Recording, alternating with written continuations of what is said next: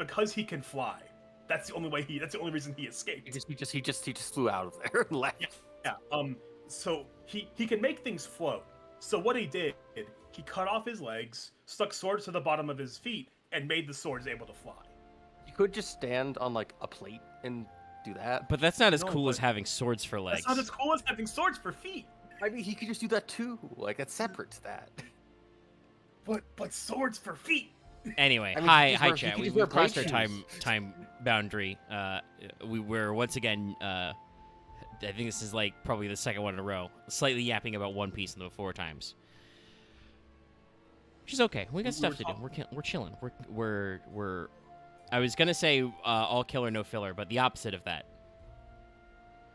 I will say I have noticed the live chat has connected and disconnected me like 5 times in the span of the before time. I think that's on your end, fortunately. I'm not seeing that right now, but there have been streams where that happens. Yeah, we are on low latency again.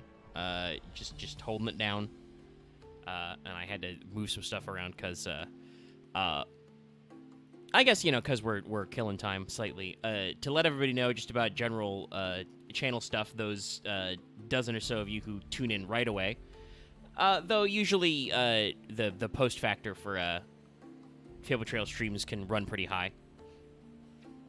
But, so if you saw the AP go up and there was a problem, there was a problem. The audio was fucked. And so that video is privated now. And I've...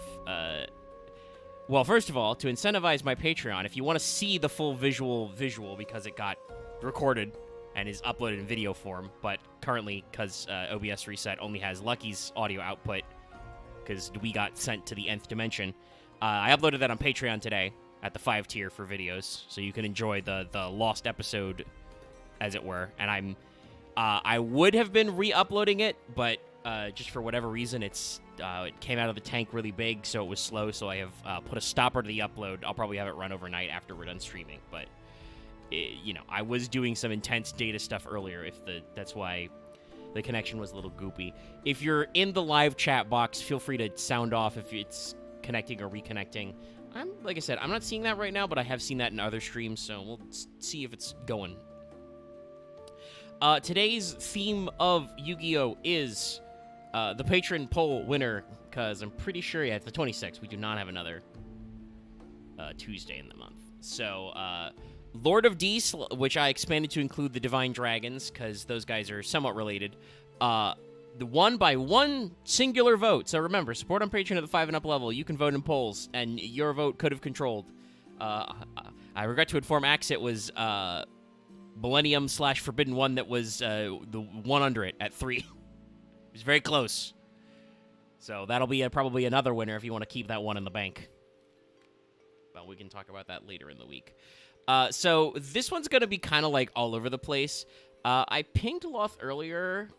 Well, he's still offline. I don't know if he's getting some extra, like, he's, sleepy after working so hard, or he went out to the shops and hasn't come back yet, or if he's already, like, gone to work and just left his computer on and didn't say that he went out to work already. But I hope he is free and has a chance to join us. Otherwise, maybe he can tune in later, because he was the one who put this one up. But I have gathered several sub-themes to extend the amount of yapifying we can do. Obviously going to talk about Lord of D and the associated spell cards and the several different versions of him that go on. Also going to bundle in the Divine Dragons, which, by the way, in Japanese, I can already tell you right now, because we're going to talk a lot about OCG names. Like Tenryu? No, it's Shinryu. Okay. Oh, it was one of the two. Yeah, no. But yes, it is Shinryu, which obviously, can many of us can have funny thoughts about. I mean, like, let's just get it out of the way to start with. There's gonna be a lot of D talk this stream. I literally call this stream "Give Her the Lord of D." It's about dragons, and I have to say that because, like, we've talked about this before, right? Upper Deck were clearly on something when they did certain Yu-Gi-Oh! Name translations. I don't know if it was Upper Deck or if it was like it might have been the weird kids with person and like haunting them behind the corner. Yeah, I don't know. Like But it may have been like a 4Kids dubism first for lip flaps. I'm not actually sure.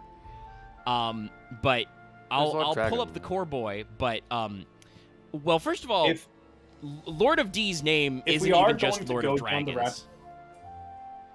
Go ahead.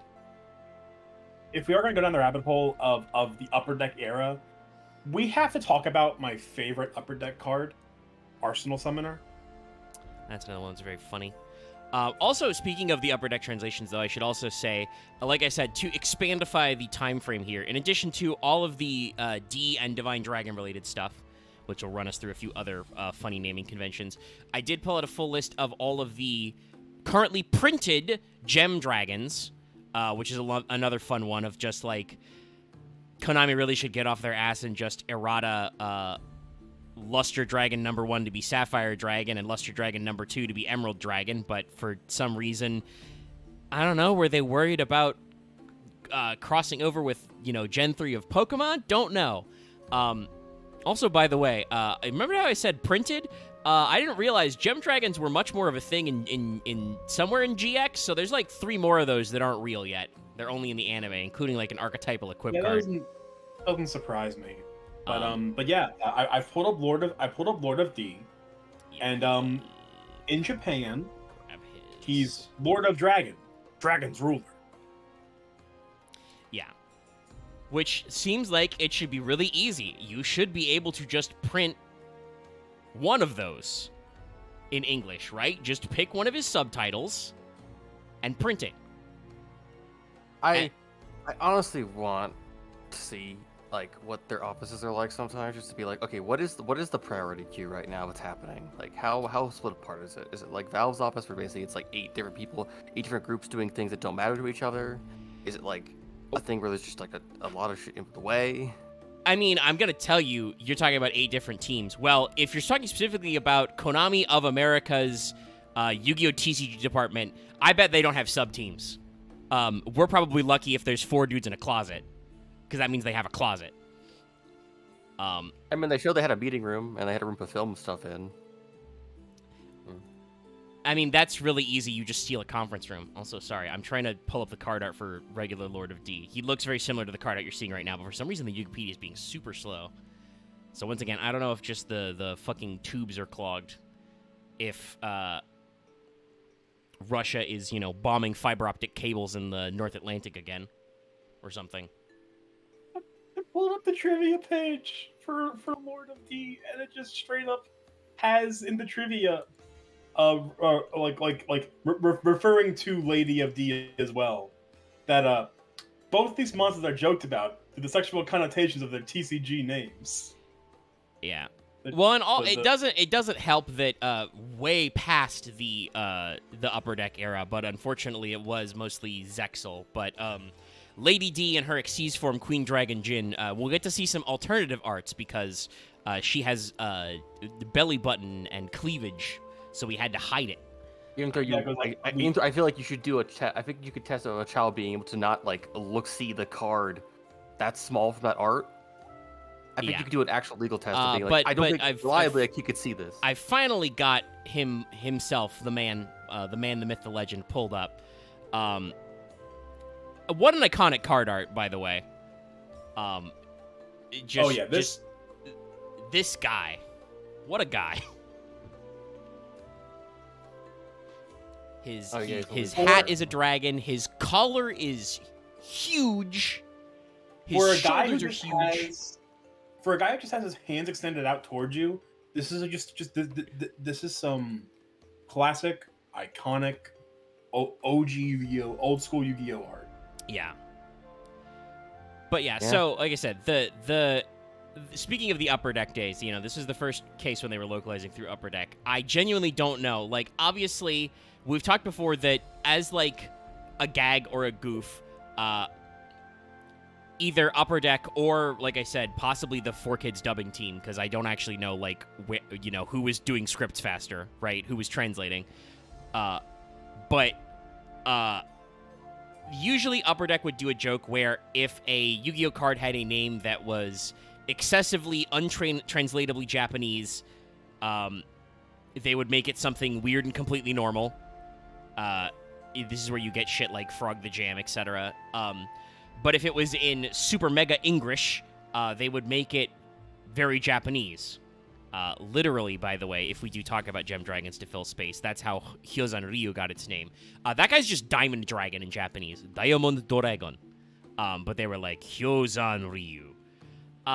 Lord of D has 2 names. He's got Rodo of Dragon, and then it is still Dragon because that's the way the Yu-Gi-Oh type works, but Dragon no Shihaisha, Dragon's ruler. And I believe all the future of D variations will still have that naming scheme in Japanese. Yes.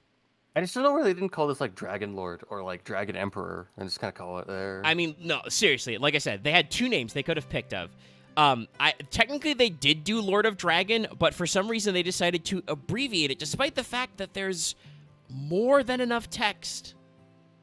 And I would assume the lip flaps for, Lord of Dragon would line up. So I don't know. You also could have gone Dragon's Ruler. You could have translated that. That would have been less characters, definitely less spaces. Which would have been a fun thing to which they call Vanity's Ruler and so on like that. Yeah, and actually, I mean, because it's got an apostrophe, it doesn't line up. But it would have been funny later when the Dragon Rulers came out without apostrophe S's. Like, that could have been cute. Instead, we are stuck with the Lord of D jokes, which are eternal.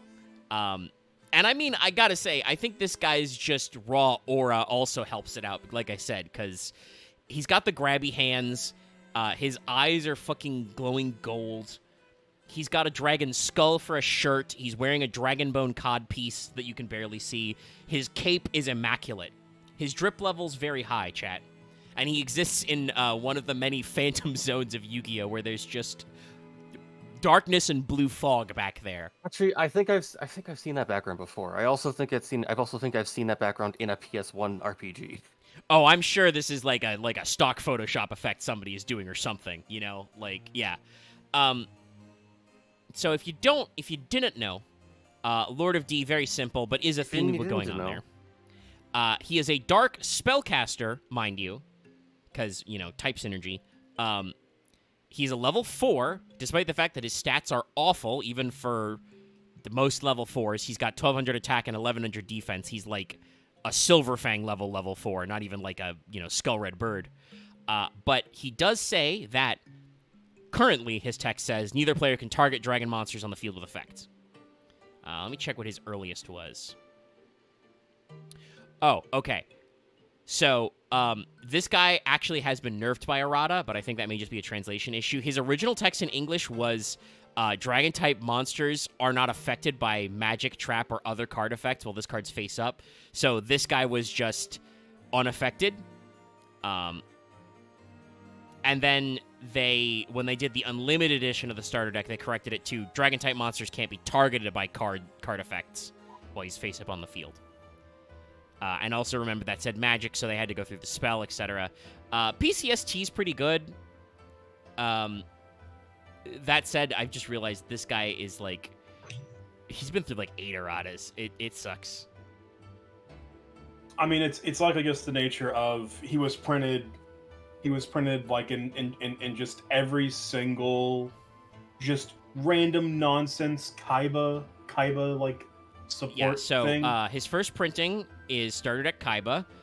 Then he got one of his erratas in started at Kaiba Evolution, and then another errata in Duelist Pack Kaiba, another one in the Dragon's Collide structure deck, then in the Unlimited version of the Duelist Pack Kaiba, and also the Silver Dragon Value Box, and also an errata as a Duelist League 17 participation card, and his most recent errata, the effect text I read you, is from when he was reprinted in Speed Duels. So yeah, this guy is one of those cards that, for nostalgia reasons, is reprinted about 4,000 times. Literally, I think there's more than 12. This guy's got to have close to 20 printings. 1, 2, 3, and then 4, 5, 6, 7. It wouldn't surprise me at all. 10, 11, 12, 13. Okay, so closer to 15, but he's got 13. Including one of them in the Ultimate Kaiba set, the 25th anniversary suitcase you can buy, because of course he can. So yeah, this guy is everywhere. He has a very simple effect, but honestly, this is pretty decent card balance design for literal prehistoric Yu-Gi-Oh! Like the only products that exist are Starter Deck Yugi and Starter Deck Kaiba. This is pretty good. He's a level 4, so he's normal summonable, but he protects monsters from effects from targeting anyway. Like you said, after his first errata. And they counterbalanced it by making him very easy to run over, but obviously that has a risk because if your opponent is playing Starter Deck Kaiba, that means they're probably summoning dragons who are big bunguses. So, you know, it has a purpose. And then there was a follow-up card. This card is part of a multi-card combo back in the day. A thing Luda, Summoning D. Yeah. Except for some reason, they could actually call it Flute of Summoning Dragon. Who knows? Oh, speaking of, I found one card that does technically fall into this series of cards, but I mean it's just more funny if anything. Which card is it? D-Human. Oh yeah, that's right. That's a guy who exists. Let me grab that. He is in fact this D does in fact mean dragon, unlike Little D and Guiltia the D Knight, which are, even though they are D, they are different Ds. Yeah. I mean, it's like I can pull up D-Human. Who? Oh god, his name is awful in Japanese. It's Drago Human. Drago Human. Again, don't know why they couldn't. This one I can understand why they shortened, because they're like, nah. It's just too weird. We're good. But so there's the flute, and the flute is very simple. Once again, it's a pretty simple combo. It goes together with like talking about why he's a little bit baby. This is summon any 2 dragons from the hand, right? It's yes. Not necessarily Blue Eyes. Special summon 2 dragon monsters from your hand. Lord of D must be on the field to activate and resolve this effect. That does mean Probably I believe like you can chain snipe it. There's probably a screenshot of him holding the flute. There'll be later cards, but yeah, it certainly is. But the flute is a separate card that doesn't have him in the art because that's just how old school Yu-Gi-Oh is.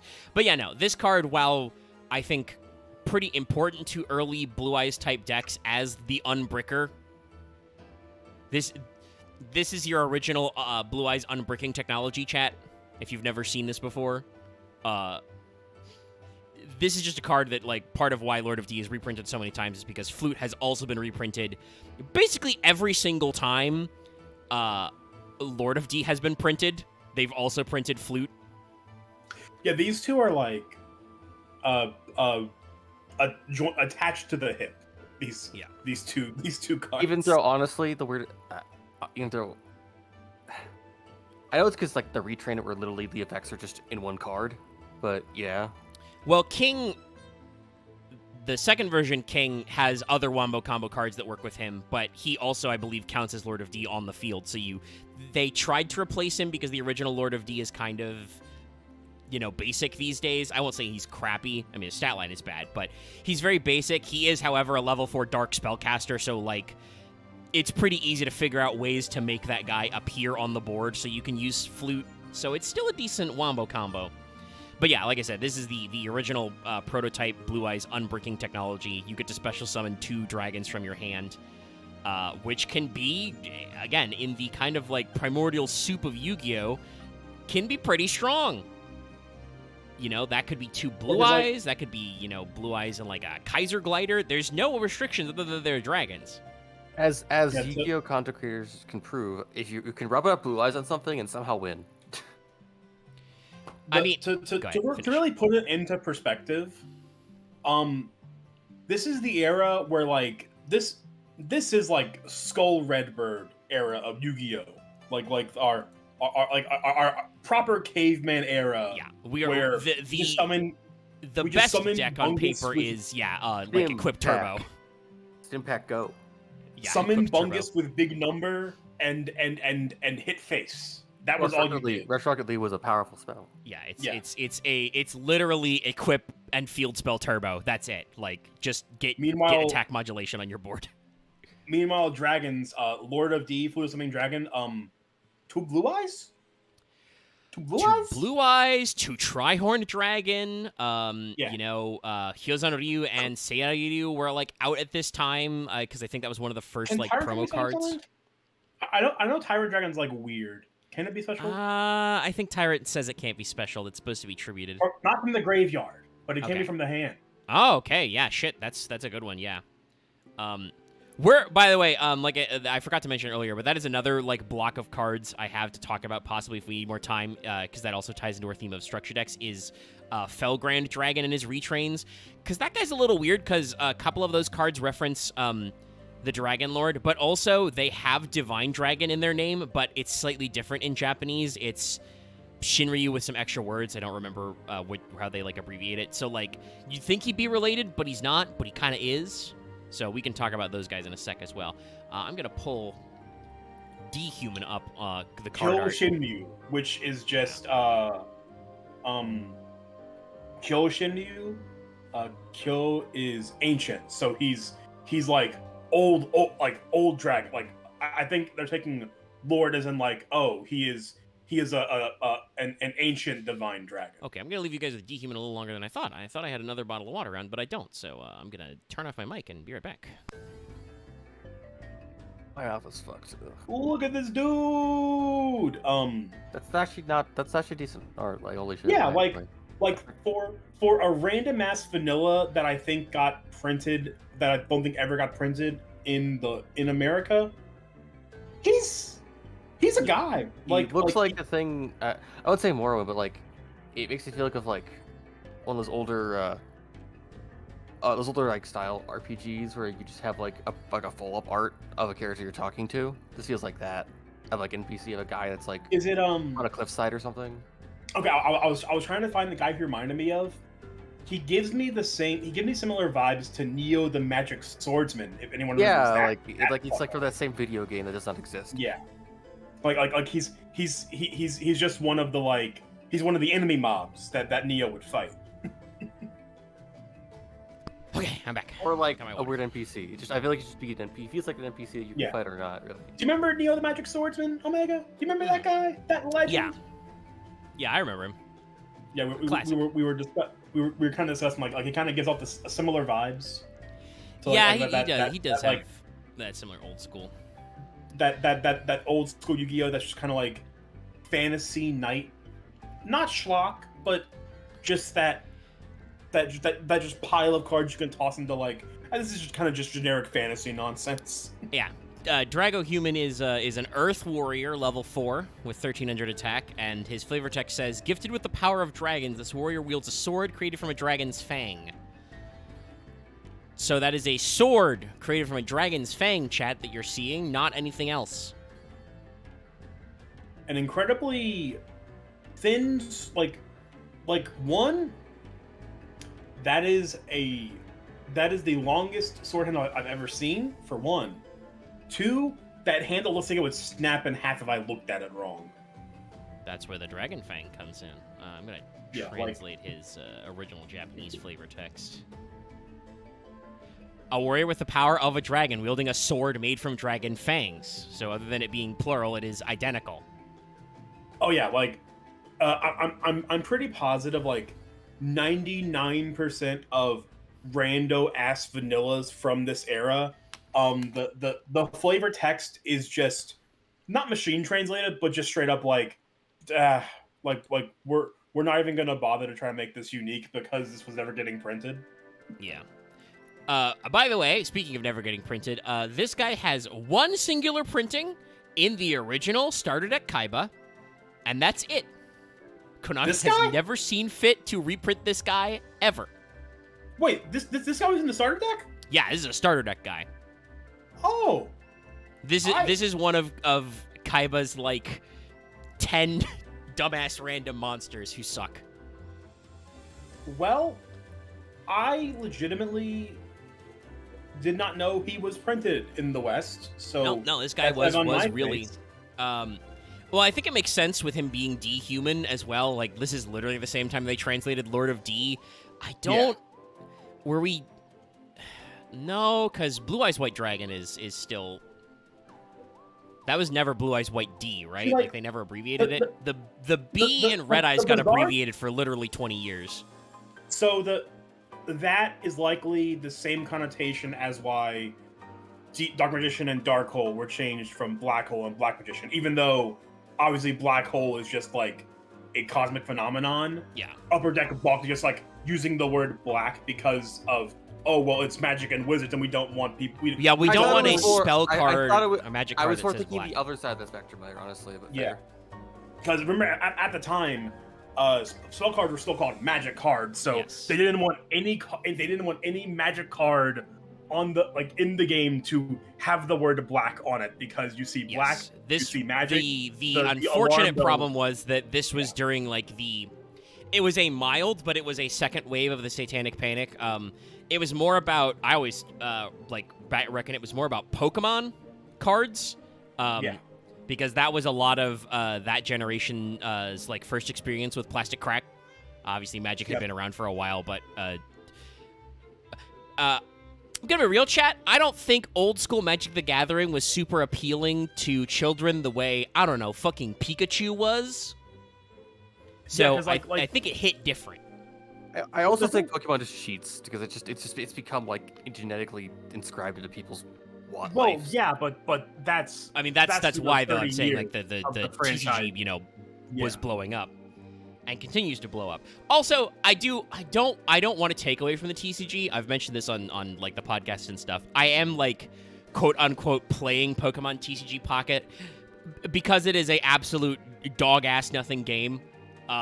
You literally have a limit of 2 packs a day, and then I'm getting through the level of all the solo mode duels I can defeat without getting really good fucking cards.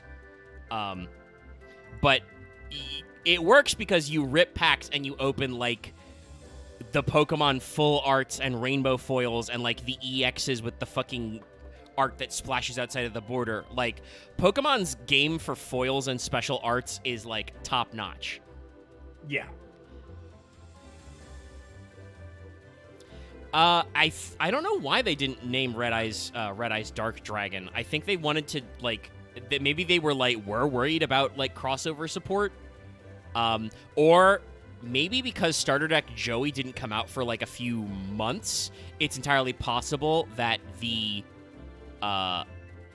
dub fucked them and already said Red Eyes Black Dragon, because that's within the first 10 episodes, I think. It's pretty early.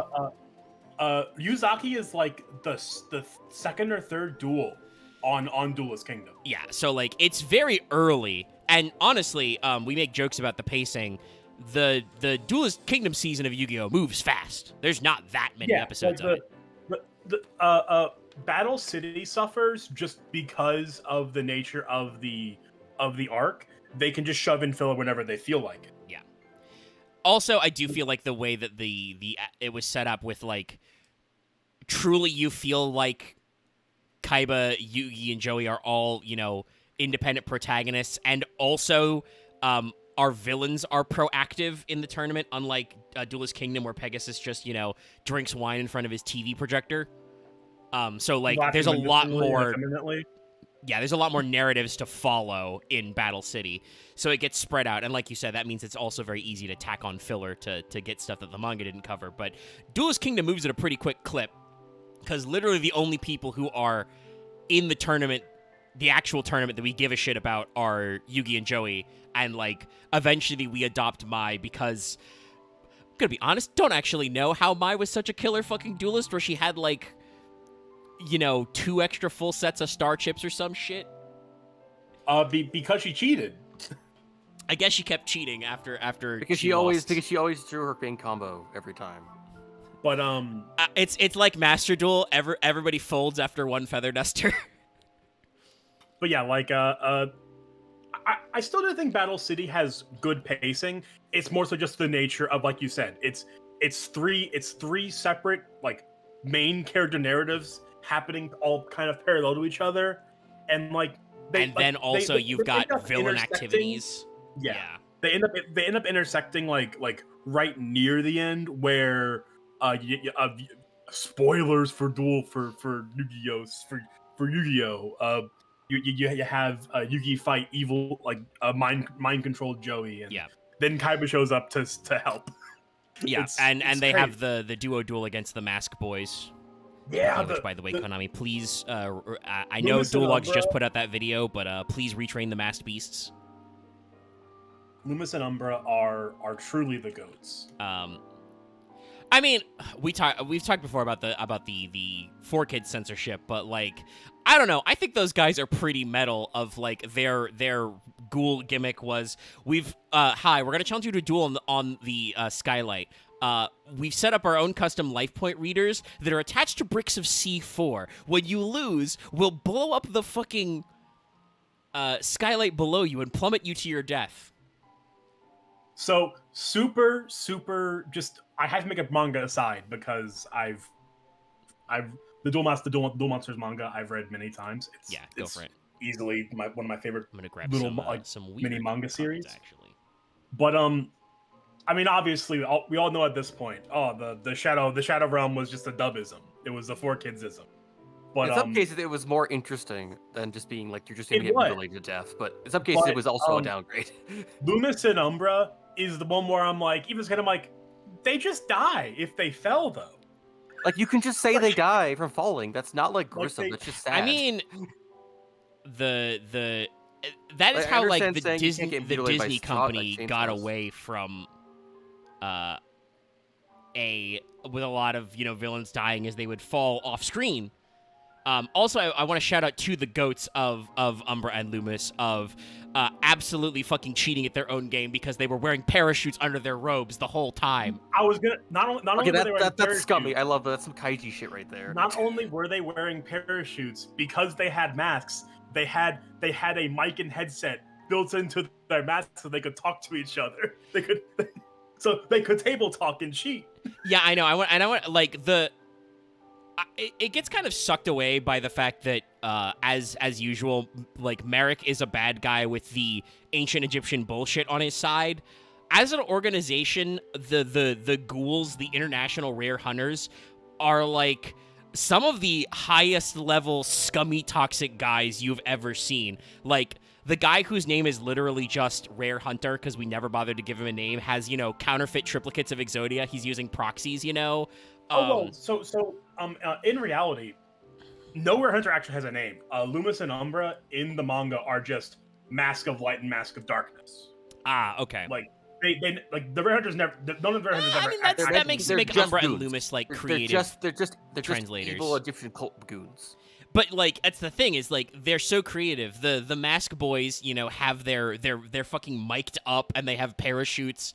I'm pretty sure Arcana was his dub name. But I think he may have did some sleight of hand with his shuffling, but also I'm fairly certain that like his gimmick was, well, my legs aren't gonna get cut off because I'm a fucking stage magician. Of course I can escape this trick lock. Duh. He can't, and he then gets cut into like 5 pieces or something. Arcana was Pandora. Rare Hunter, I think, was called Seeker in the dub, but he's just Rare Hunter. Yeah. Like he's never a real. He's just no real name. The guy who had Slifer, I think he's just they call him Strings at some point in the dub. He's just Doll.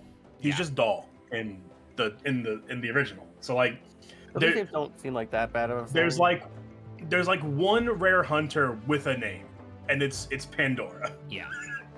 At least I appreciate the switch to Arcana because like in Japan, I'm sure a lot of them don't think, isn't Pandora a girl's name? But like that was primo, like, you'd be reading a little book of like Greek myths, at the age you'd be watching Yu-Gi-Oh! And be like, isn't Pandora the girl with the jar? So they made the box Arcana. I'm pretty sure that's something you probably don't get into at like high school level, is remembering it's actually supposed to be like the. Actually, no, yeah, the box is because that mistranslation got used for nuclear theory a lot earlier. So yeah, it would be the box. It was actually an urn in the original Greek, or a Greek word that ambiguously means storage device. So maybe it was Pandora's USB stick. Honestly, anyway, like a sci-fi retelling of it would be Pandora's USB supervirus. Yeah, I mean, right. yeah. Dragon Piper and Dragon Capture Jar. Yeah, chat. You may be wondering, why are these bozos up on screen? So, this is actually another funny linguistic thing about Yu-Gi-Oh. Dragon Capture Jar I wanted to pull up because it's literally, got, the classic Doragon in it. Though once again, talking about how old school Yu-Gi-Oh uses just the English word Doragon.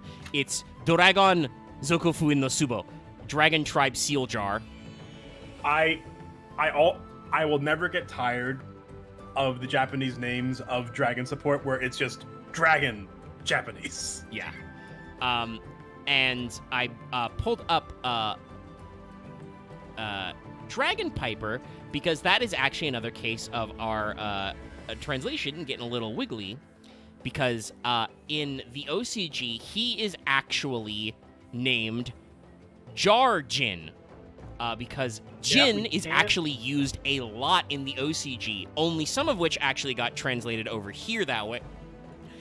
Luckily, the actual, a couple of times they've made cards that vaguely resemble, the Rhythm Jins and stuff, they don't actually, search out monsters named Jin, because that would make us go through another frog overhaul.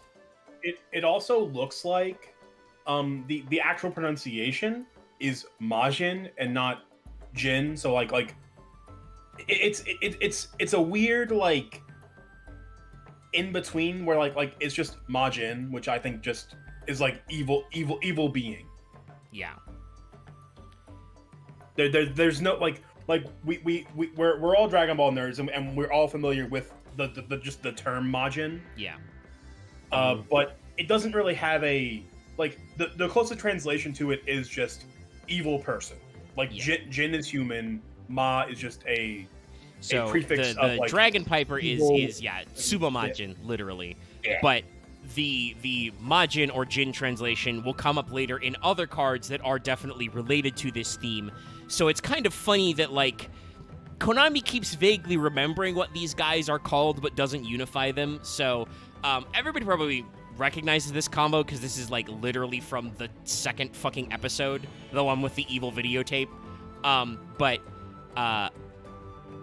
Dragon Capture Jar is a very funny piece of, actually relevant old school side deck tech, which, let me double check the exact wording on these days. Yes, it's a continuous trap that says change all face-up Dragon-type monsters to defense position, and they can't change battle positions. It is a old-ass school floodgate.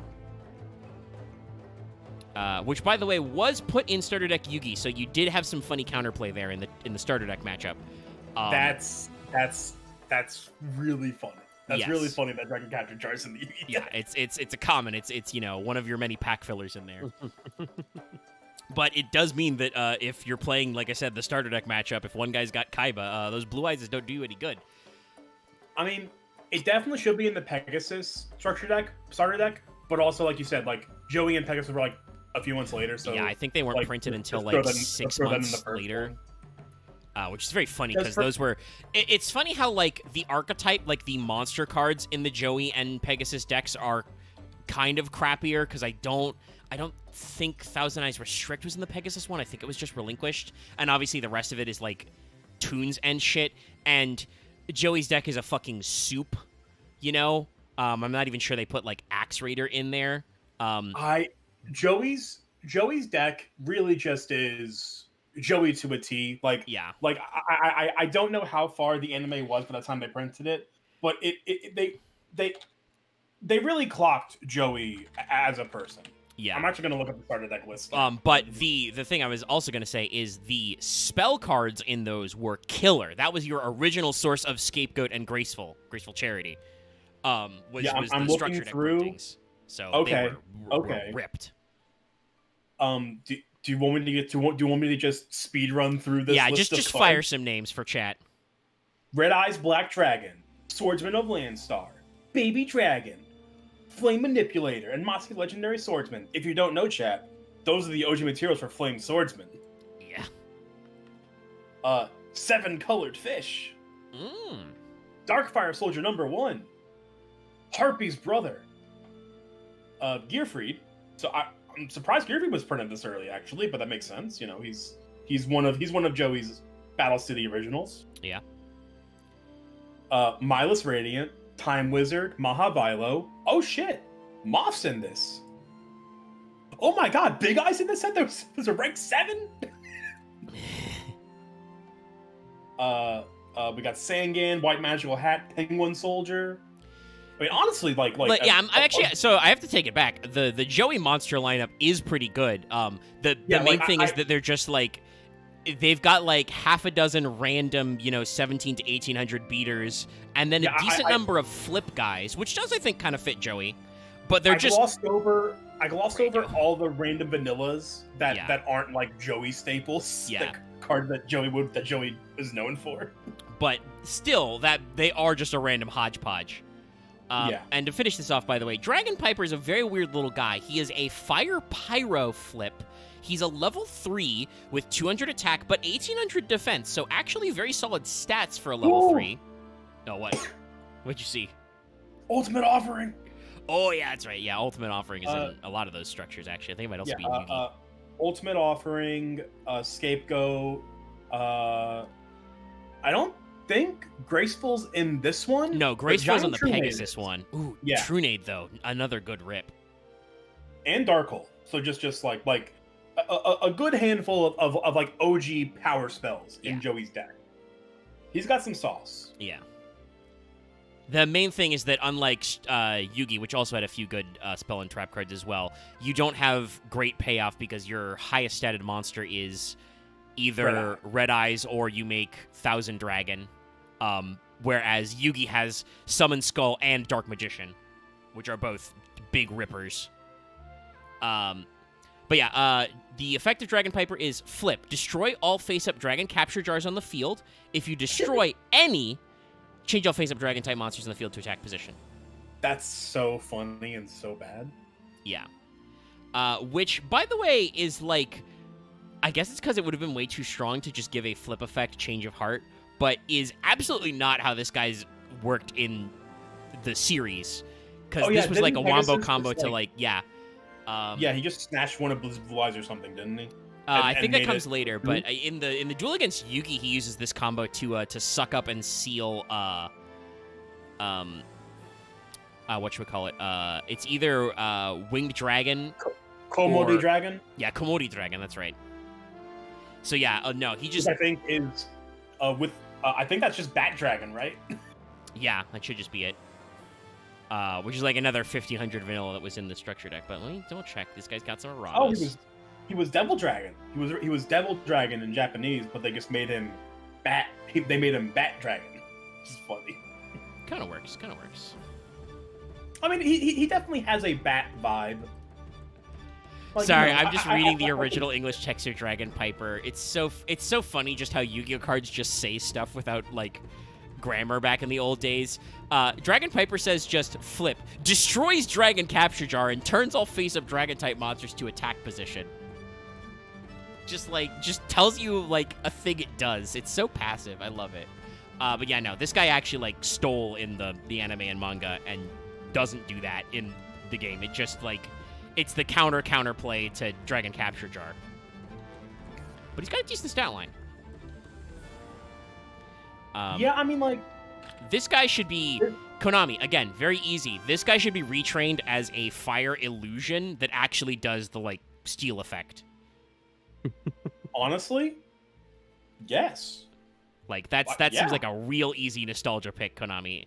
Especially because that's one of the, like... 2 or 3 major sub-themes they've done with Illusion is just retraining old Duel Monster era rando guys. Random Pegasus schlock. Yeah. It's either a card Yugi once played or a card Pegasus once played, and we've retrained him.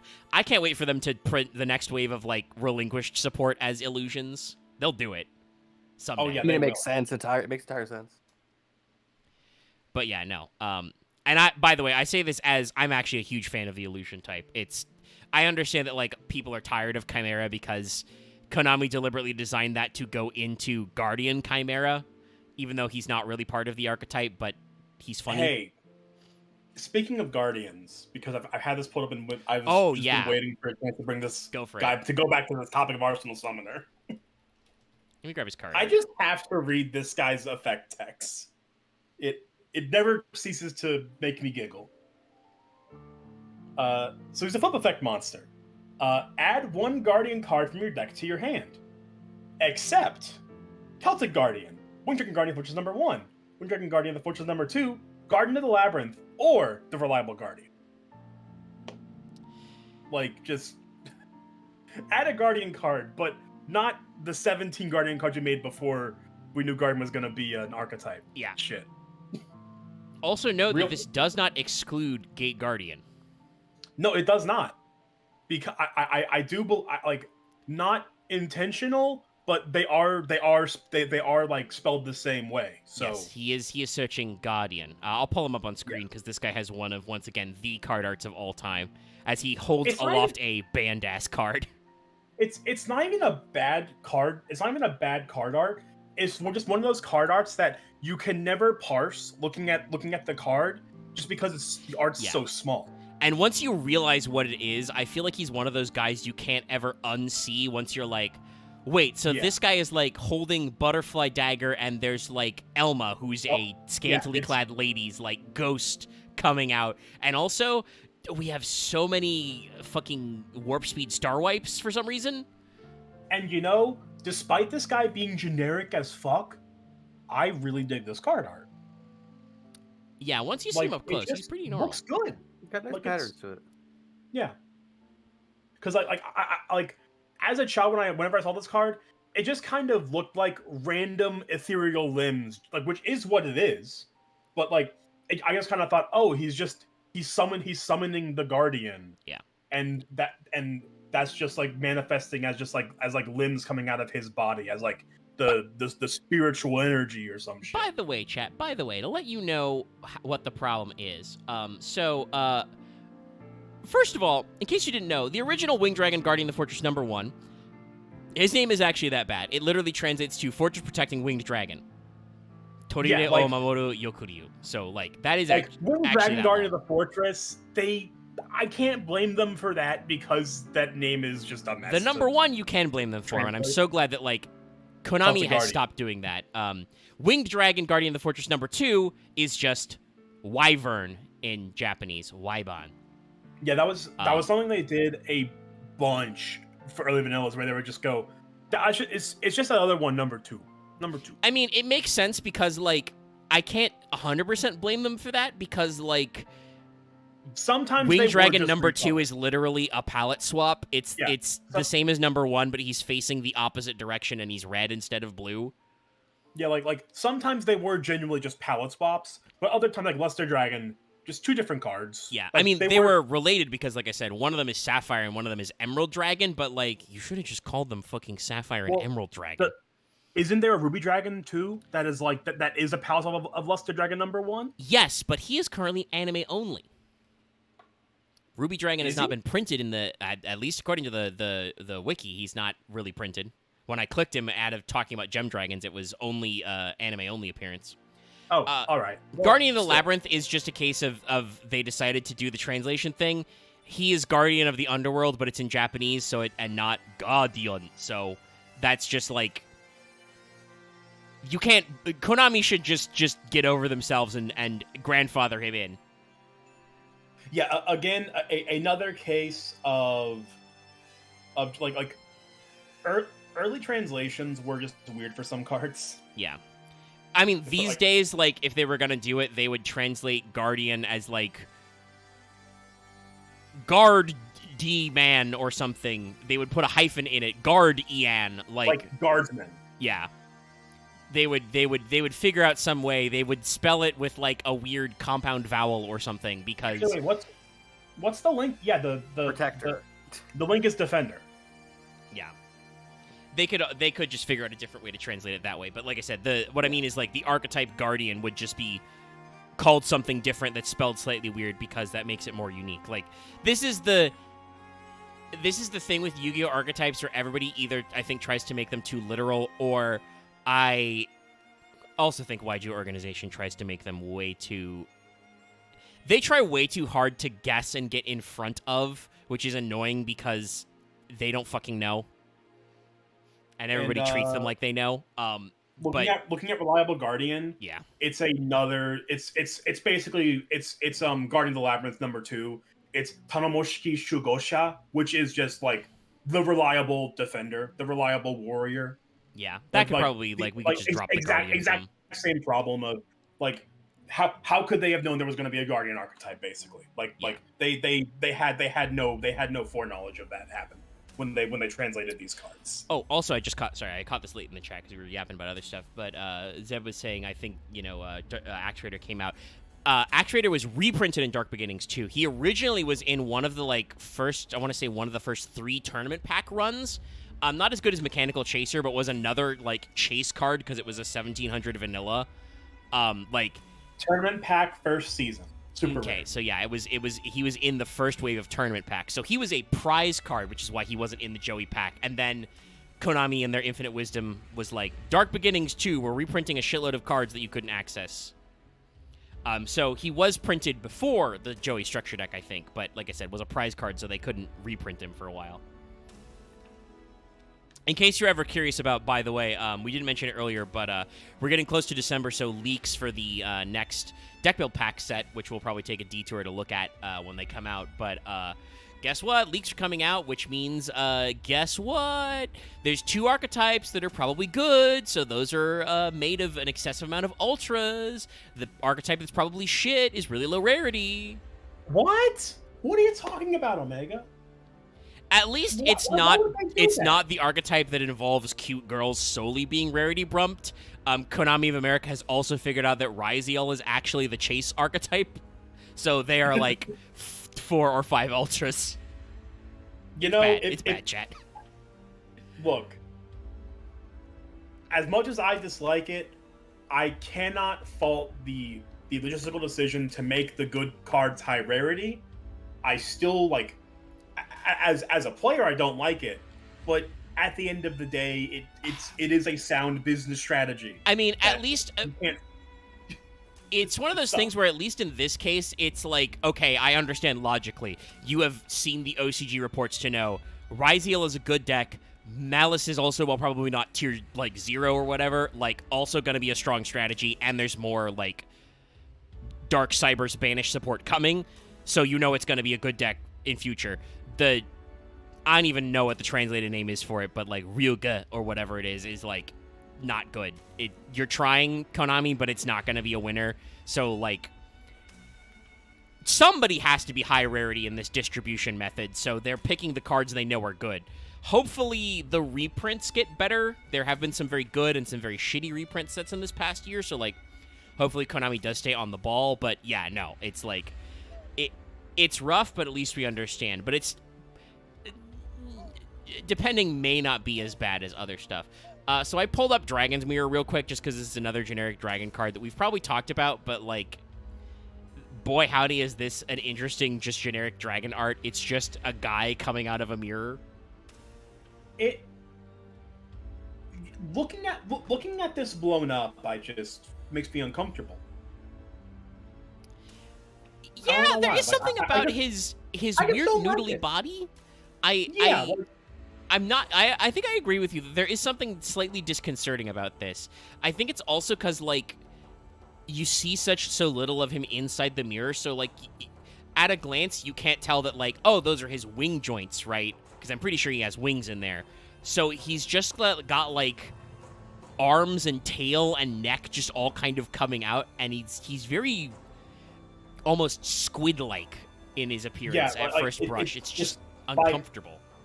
By nature of perspective, we can only see so much, and we're just seeing the beginnings of limbs. So, the brain just naturally fills that in. Yeah. And but obviously we know it should be a dragon, but the way we're seeing it, it doesn't look like a dragon. It just looks like a bunch of noodly limbs. And Dragon's Mirror is another iconic, classic, just generic dragon card, letting you know that dragons have always been favored. Which just says, fusion summon a dragon fusion monster by banishing the materials from your graveyard. Technically, I do believe very slightly predating Miracle Fusion. But, a very important one. So I brought that up because there is actually a fusion monster in this archetype is directly related. But now we're going to run through almost all. They made a Divine Dragon in, this year that's we're not going to talk about for a while because it's, way more modern. But there's a few of these Shinryus that they made roughly around the same time, which are indirectly or directly linked to this because some of them are generic dragon support also, and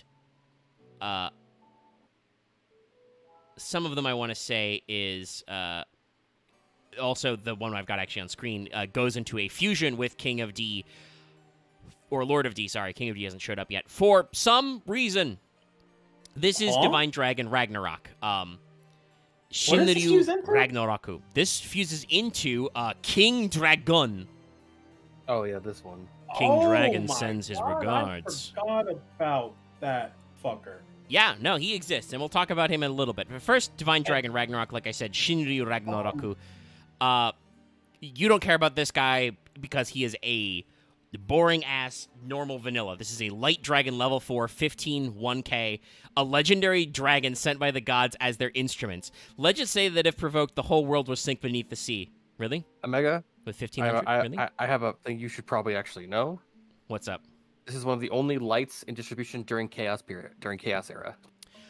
Oh, no, I remember, because we did. Like, this is, if you wanted to play, like, proto-Chaos Dragons, you had to. This guy's from Flaming Eternity. I think the card I usually played instead of this was, if we got him. This guy was a common, so it was a lot easier. But, we usually played Mirage Dragon, who is 1600 and has an actual effect that does something. But, no, I do remember being hard up for lights for a little bit. But...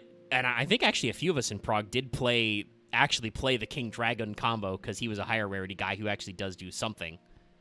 But yeah, no, like this guy is a completely unremarkable vanilla who, like a lot of vanillas, has such an overblown flavor text.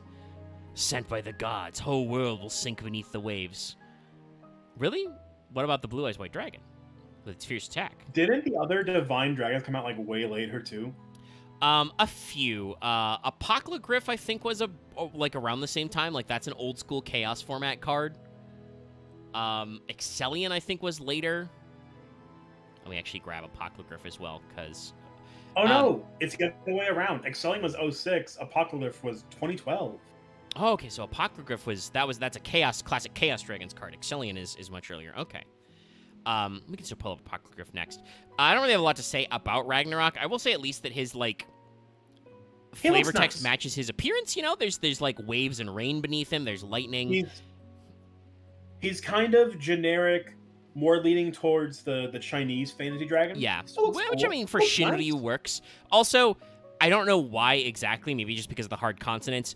The Japanese love the word Ragnaroku. They love to Ragnarok over there. There's a character on One Piece who has a finishing move named Ragnarok, like, and it's Ragnarok, but a lot of the times it's just like transliterated as Ragnaroku, like it's just said phonetically. Yeah, like they just maybe because it has rock in it, which is like rock and roll, you know, often also very common. They just like it. It just has I think it just has a nice punch in their phonetics. Yes. Yeah, like I said, I think it might just be the hard consonants. Ragnarok. But it shows up forever, so that's not that weird. And no, he looks pretty good. The multi-eyed thing will actually come back because I have his card art pulled up already, so we'll just grab Apocalypse, you might remember. Apocalypse is a big flaming dragon who also has, you know, multiple eyes. I think it's 3, and he's got similar horns when the latency catches up as well. He does actually look a lot like the direction they went with Tenpai. I wouldn't be surprised if they were trying to remember that. That said, all of the Divine Dragons, I think, are... Except for the one that is a Sea Serpent, which we will be mentioning just because it's funny. I think all of them are light or dark. So they don't work in Tenpai. But, yeah. So Apocalypse is pulled up on screen. Definitely looks like Ragnarok, but fire, you know? Like, he's on fire, but he's got wings instead of being completely serpentine, but he's got basically the same head and arms. There's like rocks exploding behind him. That's kind of cool. I'm not really vibing him with being fire if he's a dark type. Yeah, I don't know. The fire should be darker because he is a dark type. This guy is, like, definitely the reverse. By the way, this is another case where they, I guess in 2012, Konami didn't want to print Apocalypse just in case they went Apocalypse. he's definitely Shinryu Apocalypsu in Japanese. Which I think, again, this should actually be an archetype because I'd love to see them come up with all the cool names for, like, divine disasters and stuff, because the 2024 support type guy who came out later is Divine Dragon Titanomachia. Ooh!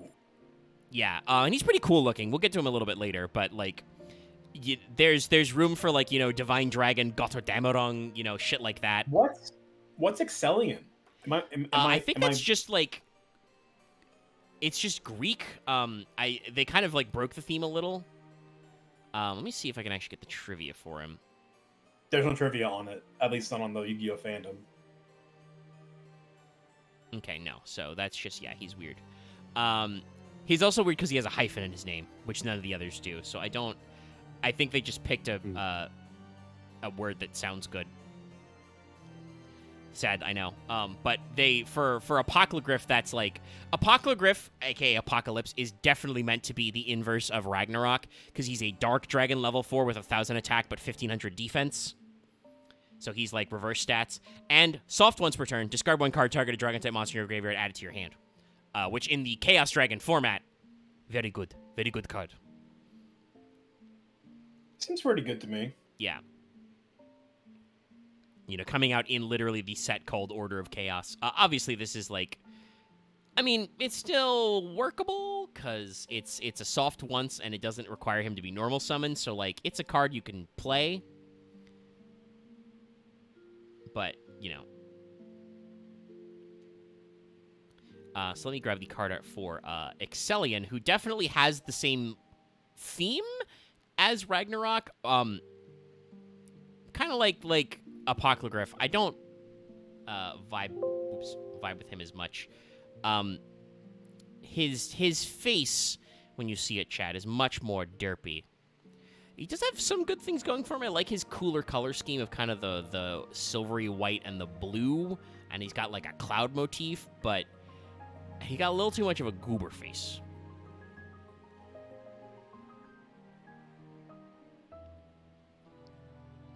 Talking about Tenpai rejects. Oh yeah, this. I also don't like the eyes, and also he has cheek orbs.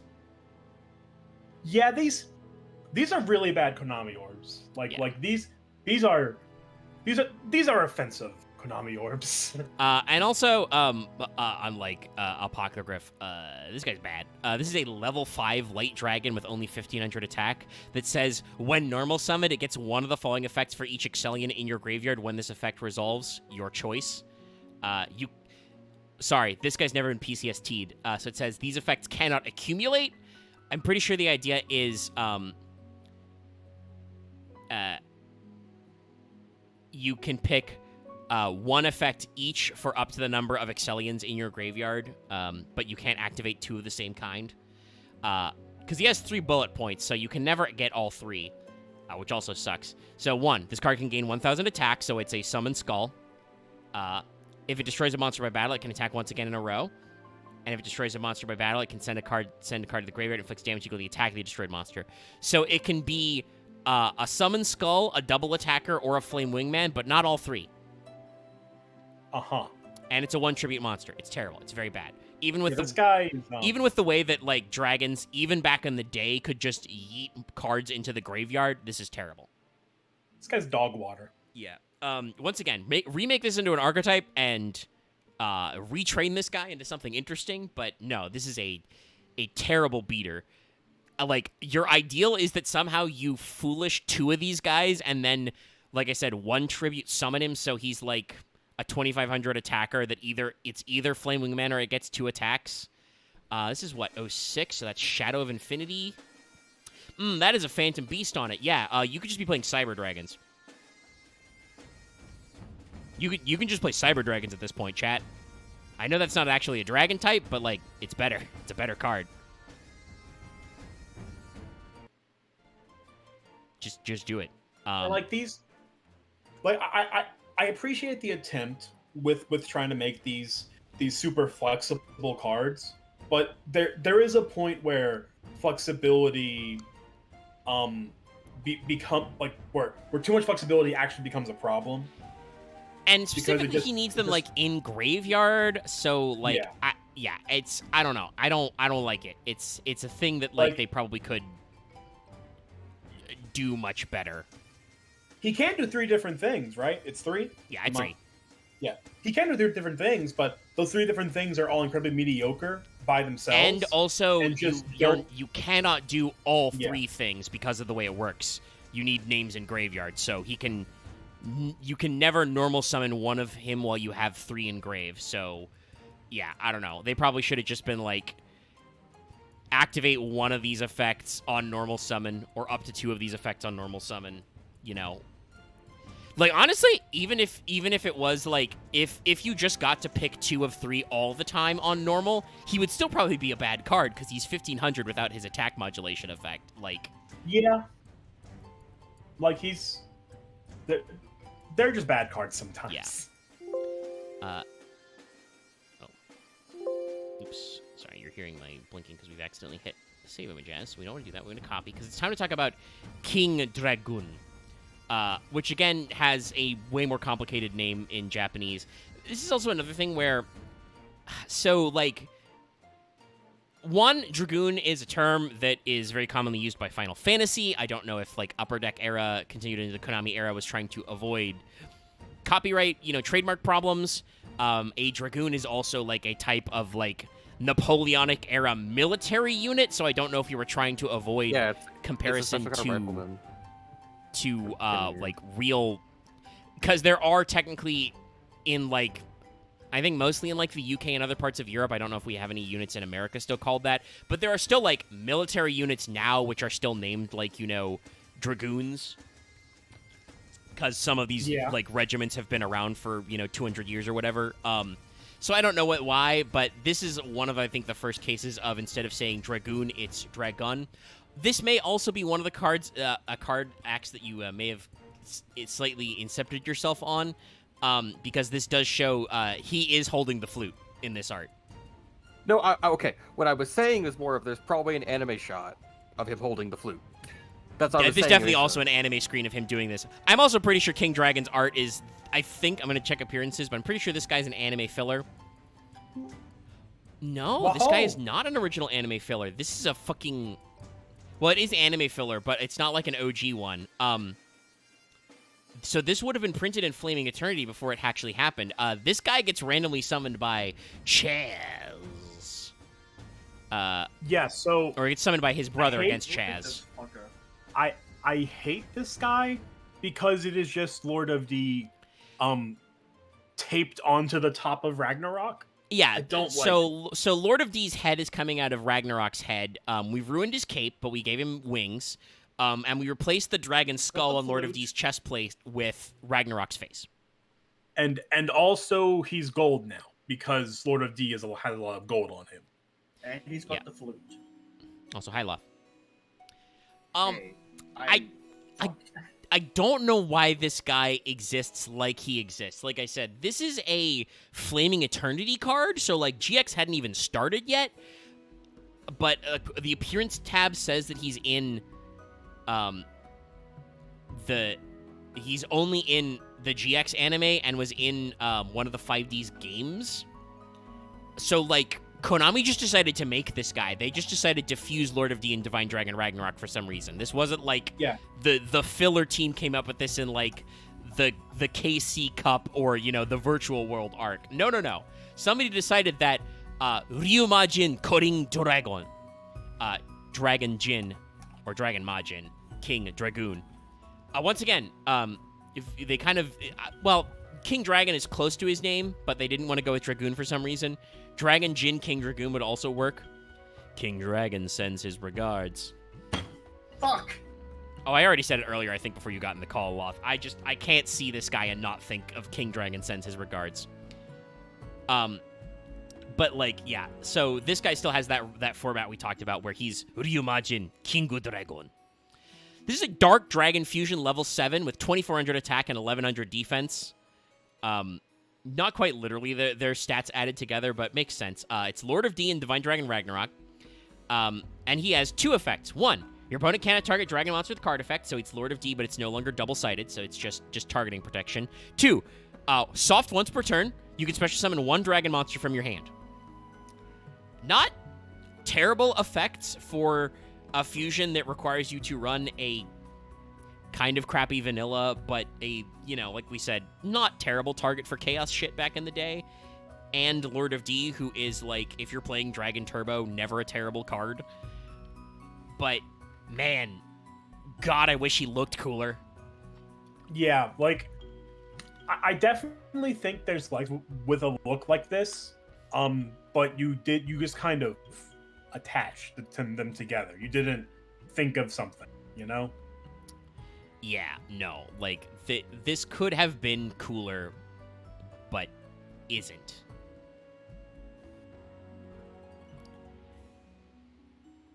So yeah, I don't know what they were going for here, but they made a very literal polymerization target, I guess.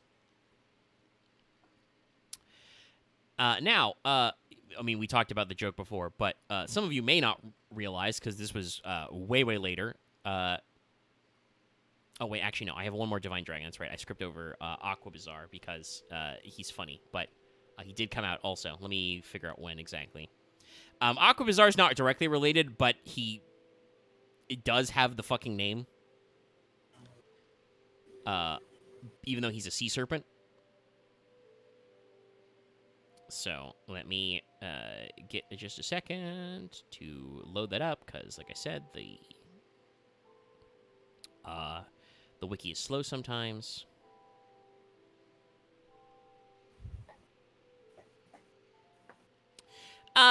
I mean, you could run him in a Chaos deck, but then you're banishing the guys in your graveyard to make Chaoses after you normal summon him. It's... Like I said, Excelion's an interesting concept, but even for 06, he's like... Because remember, he's 06. He's Phantom Darkness. Like, he's late GX. The set Excelion is from has Raziel on it, so no, it's bad. But this is another one that, like, we clearly didn't know what the naming scheme was. Aqua Bazaar. He is a Shinryu. He is Shinryu Aqua Bazaru. This guy is not Dragon support. He is actually Water.deck support. It kind of retains some of the themes that Excelion had, because it's a level 5 Sea Serpent, but it actually has a decent stat line of 2100 attack, 1500 defense. So, like, it got a use. And this is almost assuredly, like I said, a Water.deck supporter, because he says once per turn, tribute 1 other face-up water monster. Put a continuous or field spell in your graveyard on top of your deck. It is a Sea Serpent. Now, speaking of, we did talk about the Ryuge, right? The Ascending Dragon guys. That's actually referenced in one of their cards, so you will see him again whenever we do eventually do that Fail Portrayal arc of the deck build packs. Cool. What a hell of a card to reference. Look at this goober. This fat Jesus. sea snake. I feel like I've seen this guy recently. Yeah, we did. He was recently. He was a level 5. Yeah, he was a level 5 in our Water and Wind set, because he is a level 5 water. Joke. But he's got a weird third eye. He's got a, not like hammerhead shark face, but he's got like a block shark face. If there was a square shark, that's him. And his lower body is way too fat, chat. Like, the proportion for how long this guy has to be, it's awful. He's so weird. I do not know if I care for him. But in Water, I think he has a decent setup. Because, like, obviously you're probably going to be putting back a card that is Umi or counts as Umi. But that means that we're going to, instead, we're going to move on, like I said, to the Zeximus era. Yeah, Galactic Overlord was when the card that is just named, which, by the way, once again, this is Konami fully owns this product now. They just decided to keep the system. of Lady of D, who in the OCG is Doragon Wichi, Doragon no Shogusha, Dragon Witch, Dragon's Protector. Lady of D. And it does say other names Lady of Dragons, so I wonder if she appeared somewhere and was called Lady of Dragons. Again, better name. Might have showed up in like a game or something Yeah. where it was just called Lord of Dragons. Like, oh, and this like one like DS game.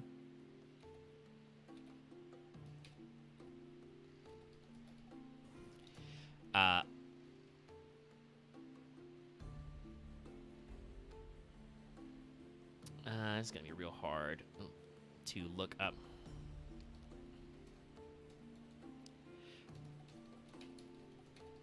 Sorry, I'm looking for the card art of Lady of D, uncensored, because this is actually a decent job. It looks like they gave her a full like breastplate in addition to the body glove, because they hid some cleavage.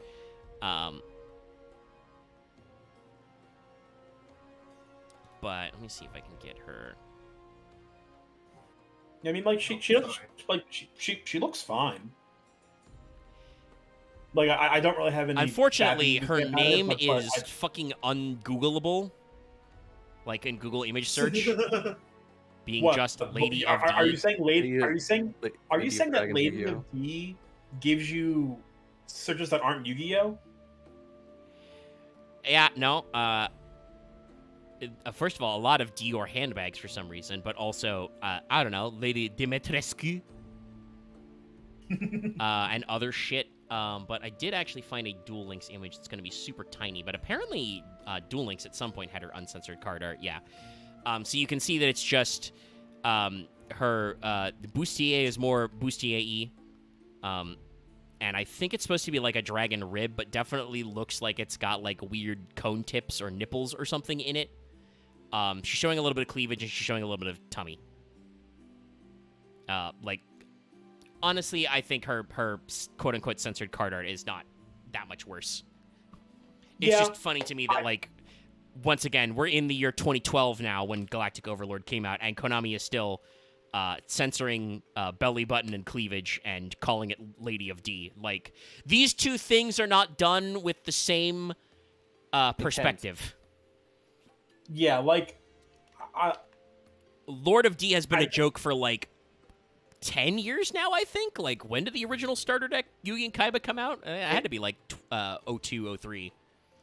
It could just be a color air, Zed. With like her outfit is kind of more purpley, but like I mean that may have also, like I changed said, it's colors just like a before. scanning thing of just, I think that Yeah. like one is the like high quality master duel scan. The I think it's a quality thing with Duel Duel Links. Yeah. Because I'm looking at the two photo scans. I'll pull up the one. It's also still very purple in like this is the Japanese like a scan of the card, so it's still purple. Because like the only time that like we've really seen cards like drastically altered in color are the Exo Sisters, and that might just be like a printing situation going on with those that could be a cards. printing error, or we've talked about this before when we did Exorcisters. That might just be an attempt to make them be a little different because they are wearing things that look like nun habits, and there are like there's a color code in the Catholic Church for certain things. But so the Lady of Dragons is another dark level 4 spellcaster. Funnily enough, she has the same stats as Ragnarok Dragon, Shinryu Ragnarok, with 1500 attack, 1100 defense. And she says your opponent can't target face-up dragon-type monsters you control for attacks. So this is, D It's not gives effects, she gives targeting. Also, if this card on the field would be destroyed by battle or by a card effect, you can send one dragon-type monster from your hand to graveyard instead. So she has built-in protection, unlike Lord of D. She blocks attacks as well. So you could like try and set up a dragon targeting lock, but they are spellcasters, so they can still be hit. But I don't think Dragon Witch was ever as popular as Lord of D, because they did not print a new spell card that like synergized with her. That said, they did give her a extra deck form, like King Dragon. Which is a card you have probably seen infinitely more of because it is a generic 4 dragon support that is way cooler. Like, way more interesting for decks, and when it loads. But I can say her name. It's Queen Dragon Jin. Oh, yeah. So they actually remembered the Jin part, the Majin. This is the classic one. Yeah. I have made so many any dragon deck I'm playing that can make rank 4s. I try and tuck Queen Dragon Jin in. Yeah. Oh, and actually, now that I see her up close, this is also a card that they tried to do the like they did the Wombo combo with Apocryph also. But honestly, I think it looks better. It's still a little goofy that Apocryph's eyes are like at her titty height. But making her a weird dragon centaur works better, I think. Like, she's not just coming out of Apocryph's head, like her torso is where its neck goes, so she is a dragon centaur made of fire. I really like this look, yeah. Yeah. It just looks really good. This is also, once again, technically censorfied. Let me grab the full one. I'm guessing she's showing more skin on the Japanese one. Also, her name format is just the exact same as King Dragon. It's Ryumajin Queen Doragon. Dragon Jin, Queen Dragoon. I mean, I personally, just for Final Fantasy memes, would like her to be called Queen Dragoon. But, we don't got to worry about that. Okay. I may just have to show you the scan of the OCG. It's only a little bit more skin. But it's a bared midriff, and you can even see it because she's got, they gave her a body stocking that goes up to, just above the bust. That was a deeper V-neck, a V-line. Can't even call it a V-neck because, unlike some other future cards, this chick's armpits are out. She's just letting them out. Yeah, she's wearing a low cut dress. She's mostly Fate of Fire. Yeah, but the belly button and the cleavage are still fleshy. But no, this is a good look for her. I like this card, and I do like that she's holding the flute, but it's now a harp. I don't think there was a harp of summoning dragons though. I think both still look good. There's no real. I mean, this is the thing that Yu-Gi-Oh doesn't like. That I don't know if Konami understands what they're doing, but hey, male or female bodies in literally skin-tight black leather or latex can be just as sexy, if not more so, than them being naked. So it's not like her figure is concealed. You can literally still see the belly button fucking indent and count her fucking hip and torso muscles, right? What was it? That one Mist Valley card, Shaman or something that looks way more lewd in censored art. Yeah, because she's in skin tight latex BDSM shit. Yeah. But no, this card art's rad no matter what. And like I said, chat, you can double check from me. I don't think there was ever a harp of summoning dragons. Once again, there's more word there. Oh, also Zed's talking about the old school strats fucking DNA surgering everybody to dragon. A classic. Don't see anything now. Yeah. I just see flute. So, like I said, you've probably seen this because she is a generic rank 4, but she's a really good one. Queen Dragon Jin is a Dark Dragon Ixie rank 4, 2200 attack, 1200 defense, any 2 level 4s. Dragon types can't be destroyed by battle, except Queen Dragon Jin. Once per turn, detach an Xyz material, target a level 5 or higher dragon in your graveyard, special summon it. It can't attack this turn, and its effects are negated. That said, this is still a staple. Like I said, any dragon deck you can make that requires high-level dragons, this chick makes it. By the way, hey, you know who is actually, I probably should have put him and the other Dragon Shrine cards in this meta. But let's see, how long have we been streaming? Hour and a half. We might have time for it. There's still a few more in this block to talk about because we haven't talked about the levels. But I may save the Felgrand and Dragon Shrine stuff for, like I said, a standalone episode where we talk about even more generic dragon support. But Keeper of the Shrine is a dragon support guy. That's that dark guy with 2k defense who counts as 2 tributes for a dragon. And also, every time a dragon is destroyed, he gets to summon his ass back from graveyard. He is a like really annoying guy to get rid of who keeps coming back, who is a 4 that you can use to make Queen Dragon Jin and then detach him to summon back a high-level dragon, and then he can be summoned from the great. Like, it's just...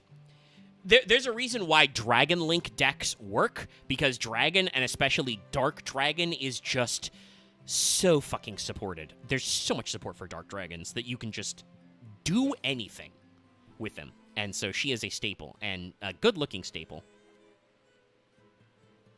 But that was the lady and the queen. It's time for the king again. Now, you may be slightly confused. You may be thinking to yourself, wait, so if King Dragoon, is already a king, and there's the Lord, and there's the lady, even though, by the way, technically she shouldn't be Lady of D, she's a witch. Her name is Dragon Witch. Technically, it should be like, then I guess it would be like Maiden of D, but I don't know though. Like, Maiden's eyes of blue, I guess. That might be a little overlap. Like I said, I think she should probably have been Dragon Witch, but you see him in the card art that was our thumbnail, and we'll show the melody later. But once again, in the effort to continually retrain everything Kaiba related forever, in Legendary Collection Kaiba Mega Pack, we reprinted another of D. It's the King of D, and he has a real item that Seto Kaiba definitely owns. He has the triple-necked Blue Eyes White Dragon guitar. What a fucking Chad. This one. Look at this guy. And he has a guitar pick of Destiny. From the flute to this. Like, what happened? Well, you'll see some variations on the dragon guitar theme, like I said. That crops up a couple of places. That feels exhausting to hold. Or that looks exhausting. Yeah, so he has a fucking triple-necked dragon guitar. His cape is red now. Otherwise, he's still Lord of D. But you can see his lower body now, so you can definitely see that he's wearing leather rocker pants. Hell yeah. No, like, we talked about how the original Lord of D is like a classic card art. He has an aura. Somehow, King of D has more aura. He is even more of a Chad because he's got a fucking triple guitar and leather pants. He looks fucking awesome. He is so... And I mean this, like, he probably should be a little dorky, but I unironically am like, this guy's so cool, guys. He didn't have to be this cool.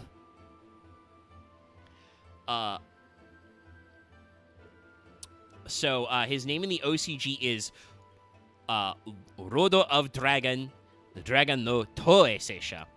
So he is Lord of Dragon again, Dragon's controller, but they decided to make him King of D, or the King of D, sorry, because it's, once again, much funnier.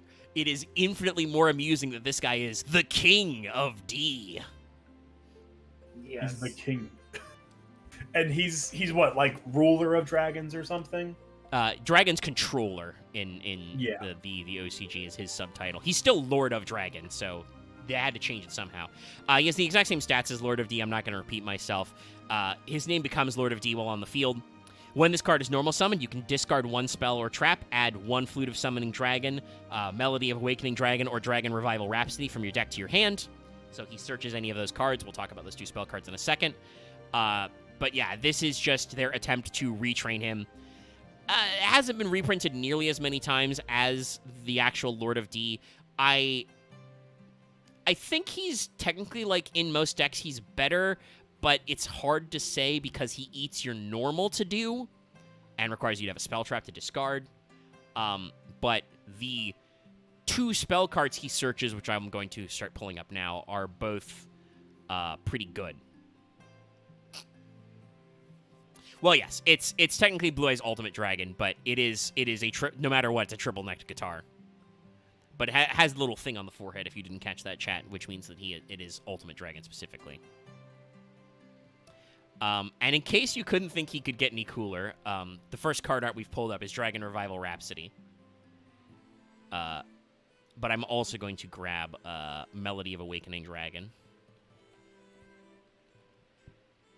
But Rhapsody is the king on a fucking pillar of rock with lightning crashing as he plays the guitar. That is a music video. That is a music video shot. Yeah. Not if anything. No, it's pretty cracked.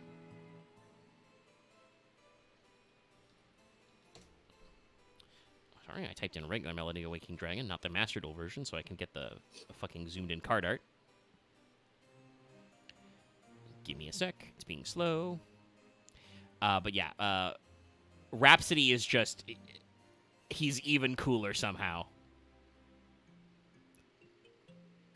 Does make me wonder if this is supposed to be a reference to, like, Ragnarok and Aquabazar, and even, there's, like, lightning in Excellion and stuff as well. I'm not sure. But it could also just be they're like, okay, we've given him a triple guitar. What are we going to do? We need to make it cooler. Because this is the card I used for a thumbnail because it's also rad as hell. But the Melody of Awakening Dragons is also a retrain, which is regular Lord of D playing a single Blue Eyes White Dragon guitar axe. Actually, it's not quite Blue Eyes White Dragon. It has weird chin horns, so it's just a knockoff Blue Eyes White Dragon guitar. But also, it's definitely an actual literal battle axe because it has that shape too. Yep. Also, you get to see his lower body, which is when he's not King of D, is much less cool.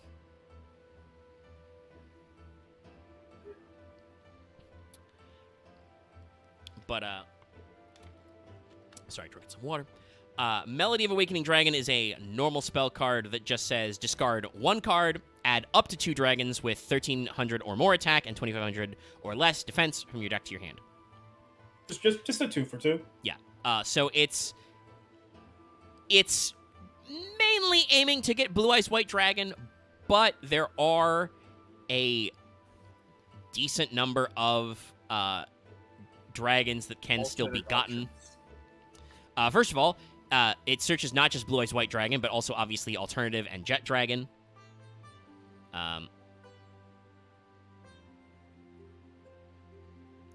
You can also get Galaxy Eyes with this.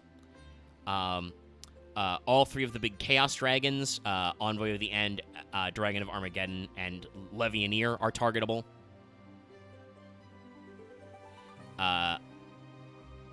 You can also get a lot of Eyes Dragons. All Eyes Phantom Dragon, for instance. Armed Dragon level 10s count. You can use this to search Chaos or Dragon or Chaos Max. You can use it to search 2 Chaos Maxes, so you can just fucking Ritual Summon him. You can also use this to get Arch Nemesis Eschatos. You can use it to get Darkus Diabolos.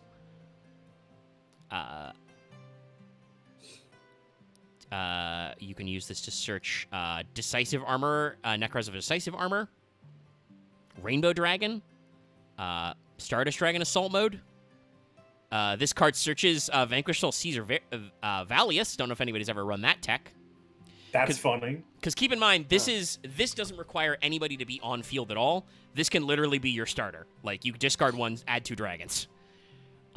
So, like, it is a generic dragon search piece that gets so many funny dragons, chat. I'm sure there's a world where some insane person has played that combo. Yeah. This can get the retrained Horus the Black Flame Deity for Golden Sark shit. Rainbow, like I said, Rainbow Dragon and Rainbow Dark Dragon both count. White Knight Dragon counts. Like, there's... Again, it is mostly meant to search Blue Eyes White Dragon, but it works with, like, all the major Crystal Beast main deck guys, works with all the Chaos Dragons. Borreload Riot Dragon counts. The ritual monster in Boral. Also searches the new Divine Dragon, Taitomaka, we'll talk about later. So it's a pretty good generic searcher.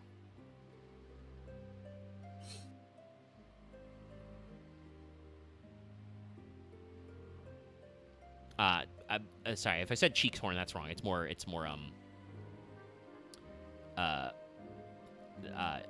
or should I say chin horn? That's wrong. It's cheek horns. And their Blue Eyes does have little cheeky bits, like little cheek claws. They're not shaped like it is on Melody, though. So like I said, it's kind of knockoff Blue Eyes, but it's closer.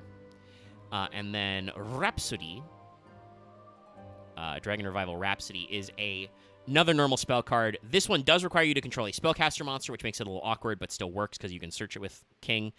Target up to 2 dragons in your graveyard, including at least 1 normal. Special them after the rest of this turn. Your opponent takes no damage. You can only do 1 Revival Rhapsody per turn. Revival Rhapsody is not as cool. Excuse me, cool as Melody. Like, I think because it came out in, like, 2018, they had to, like, give it some kind of caveat, because obviously, this is after Galaxy Eyes exist, and if you just get Galaxy Eyes free extension of 2 level 8s from Graveyard, that could be an OTK. Yeah. And I think there may be, I think one of the Galaxy randos is a spellcaster, like probably one of the guys named like Galaxy Sage or Wizard or something. Yeah. So it is a card you can play in Galaxy, but blocks you out of one of your primary win cons, so a decent attempt at doing a balance. Revival Rhapsody still works as a funny revival tech, but is not as popular, I think, as Melody. All right, that means it's time to look at Titanomachia. We are once again loading. Hold on, chat. The loading zone.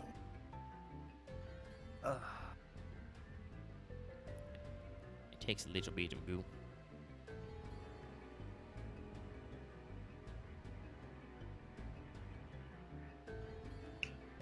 Oh yeah, this guy's pretty cool. So once again, this is a card from. I may have said 2024. Sorry, it's from Dimension Force. It's from 2022, but still, it's from like the past couple of years. So here's Titanomachia. We're kind of doing an Ultimate Dragon type thing. The perspective's a little weird on this guy blown up, but I kind of like what they're going for. So each of the 3 heads of Titanomachia resembles one of the 3 dragon type divine dragons. You've got like the same horn shape as like Apocryph, Ragnarok, and Exelion. Ooh, what? I love that. Yeah. He's covered in red lightning. The perspective on his feet is a little weird to me, but like I can forgive him because I think he's currently like expanding above the curvature of the earth or some shit. Yeah. Like, I don't know entirely what's going on with his background, but he's looking cool. He's menacing as fuck. Yeah. This is a light dragon, shockingly enough, because 2 of the other guys were dark dragons. Actually, no, I think 2 of them already were light, so they're keeping it light themed. It's a level 10. It's got 3k attack and 2000 defense, so it works, as I said, under Melody. This special summoned card can't be destroyed by battle. So just if you ever special summon this guy, can't be destroyed by battle. You can use each of the following effects once per turn. 1. You can banish 3 Divine Dragon Titanomachia from your graveyard and/or face-up field, including this card on the field. Destroy every card your opponent controls. Yeah? Just have him face up on the field, have 2 in your graveyard or face up on the field. Fuck you. You're bored. Gone. During the end phase, you can send cards from the top of your deck to your graveyard equal to the number of dragon monsters you control. Uh-huh. That's it, chat. He's indestructible by battle when special summoned, period. You can banish 3 of them to blow up your opponent's board, and during your end phase, he's a weird pseudo-Lightsworn. That's pretty good, I think. Yeah, no, I think the main thing is that, like, despite the fact that they did, I believe, do some unbans around this time, a like, modern version of... Actually, I don't know. He may have been played in some actual,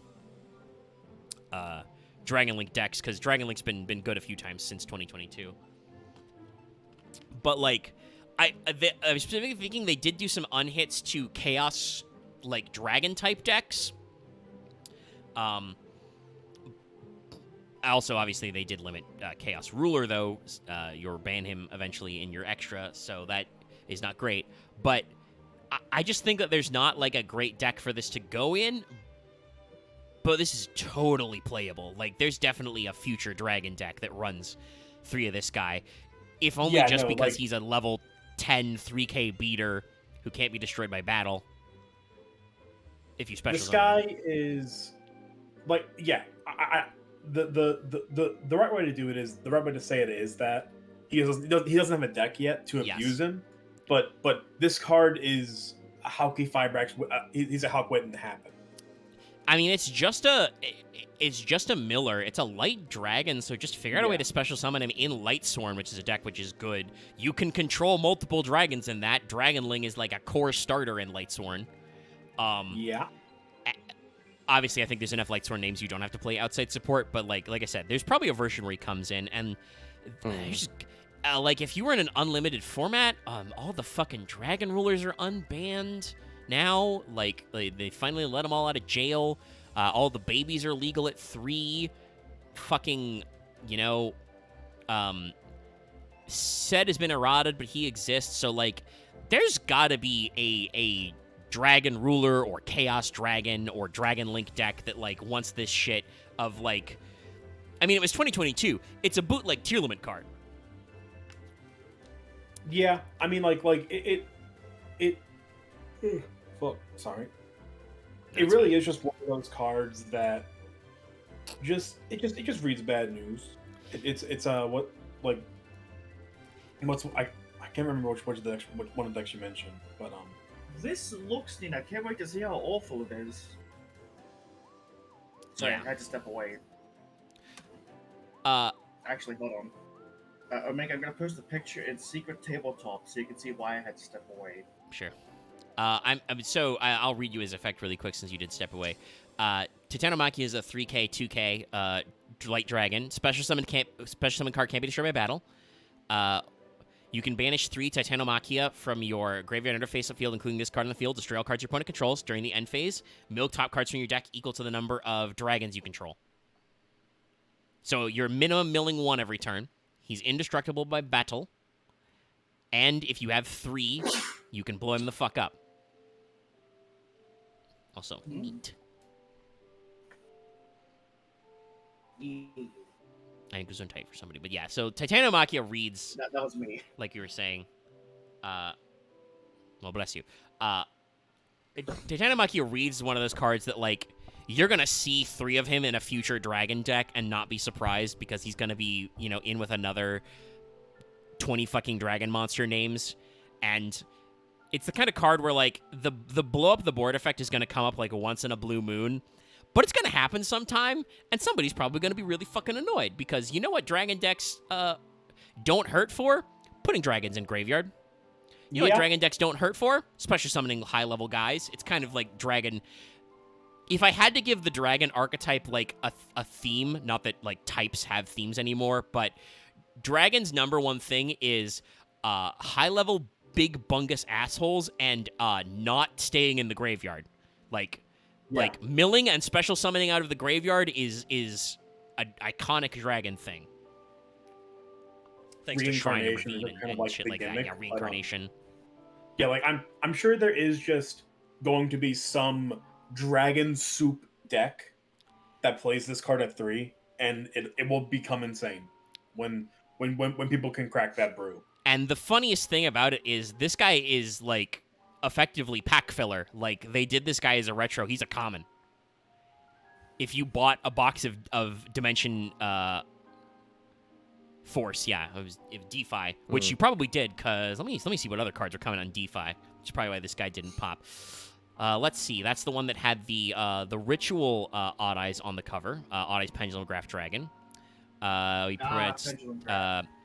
Yes. So the I want to say second or first wave of Therion support. Therion King Regulus and shit was in there. First set that they printed Visa Starfrost and all the Scareclaws in. Had Mad Mauler and Al Ghul Mazera. Jesus. Deer Note was printed in this. Supreme Seamare.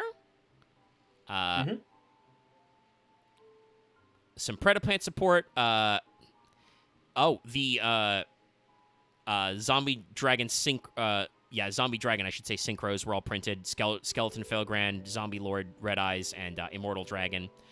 This is unfortunate where they made Dynamorphia into a skill drain deck. I fucking hate Rexstrom. Woohoo! Magnifica. Exorcism Magnifica was in here. But yeah, it was Therions, Libromancers, and like a lot of like 5Ds era support, or not 5Ds, Arc 5, because it had like Performa Pals and Predaplants in there. And the front half of Scareclaw, so like yeah, I think the meta was really trying to make Therion relevant. Because we would have been, I think, pre-Sprite. I think Sprite was the archetype after Therions. Yeah. But still, like, very strong shit. And obviously we were pre-tier because we were just only at Scareclaws. But, like, we're just on the cusp, and, like, he feels like that era of card design. I'm thinking about it. We're almost at 2 hours. I'm feeling a little soon to snackish. I think we can blitz through those Gem Dragons real quick, because half of them, actually almost all of them, are vanillas. And we can just talk about some funny dragon card art, and we can pack it up for the day. Sure. So, but that is the end with those cards of the Lord of Divine Dragon? Question mark thing. A lot of cards named Doragon, Majin, and Shinryu. Just like we've been saying, just a lot of just generic dragon stuff. Yeah. That said, I kind of hope Titanomachia could be a sign that they could remember the Shinryu thing and like actually retrain some of those cards, because I think there's a good core there. Like, they've got a lot of level 4, so you can play level 4 or rank 4 dragon stuff. Which can be very interesting and obviously works well with Dragon Jin, who is a good way to special summon a Titanomachia who's in your graveyard. But yeah, first we have the most vanilla Yu-Gi-Oh! Dragon I think I've seen in a long time. It's Hyozan Ryu Diamondo Dragon. Crazy Diamond. It's a dragon that's made of diamond. A dragon created from massive diamond that sparkles with blinding light. And this was a... Yeah, just a random pack guy. You know, the card art being blown up makes me realize how flat the art kind of is. Yeah, the colors are very, very flat, yeah. And it's not even like this guy even had like foiling to protect him. I think he's like a normal rare in most of his printings. Yeah. So, nah, this was probably handed off to, you know, the card art intern.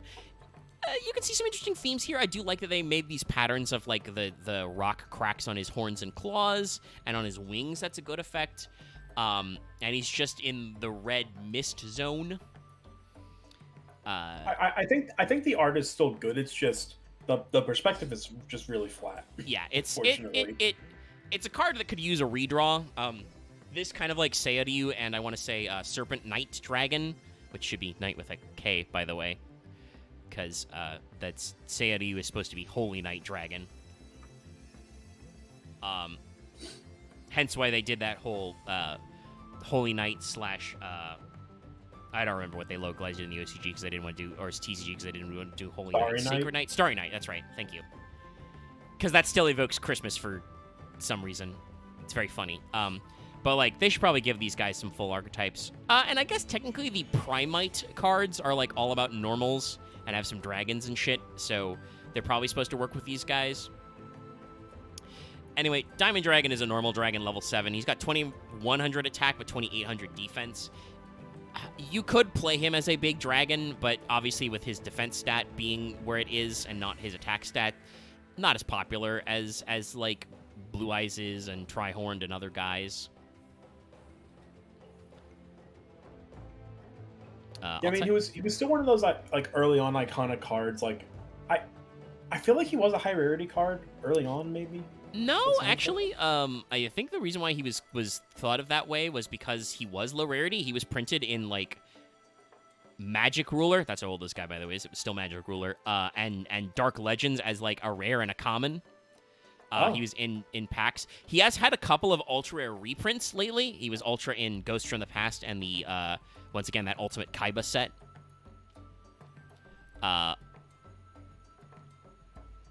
So like they remember him and have given him some glow ups, but he's pretty normal. A card that is very iconic because of how it works out. And was printed at high rarity. This was an ultra rare in Magician's Force. Luster Dragon. Technically Luster Dragon number 1, but they don't name him that way. In the OCG, he's just Sapphire Dragon, which makes a lot of sense. He's blue. This one, blown up, I like a little bit better because I think you can tell just how fucked up and weird this dragon is. Yeah, I fucking love this guy. I love this dude. So he's got wings that don't have any membranes. They're just all rock. His arms are like weirdly proportioned. Like he's got gorilla hands. Really harsh shadows. This should have been I would say this, but I said they should have been a rock monster, but I don't think rock monsters were a thing yet. No, rock's always been a thing. Yeah. So, according to its flavor text, this is a very beautiful dragon, by the way. Covered with sapphire. It does not like fights, but has incredibly high attack power. So it is supposed to be a real life dragon. It's just covered in gemstones.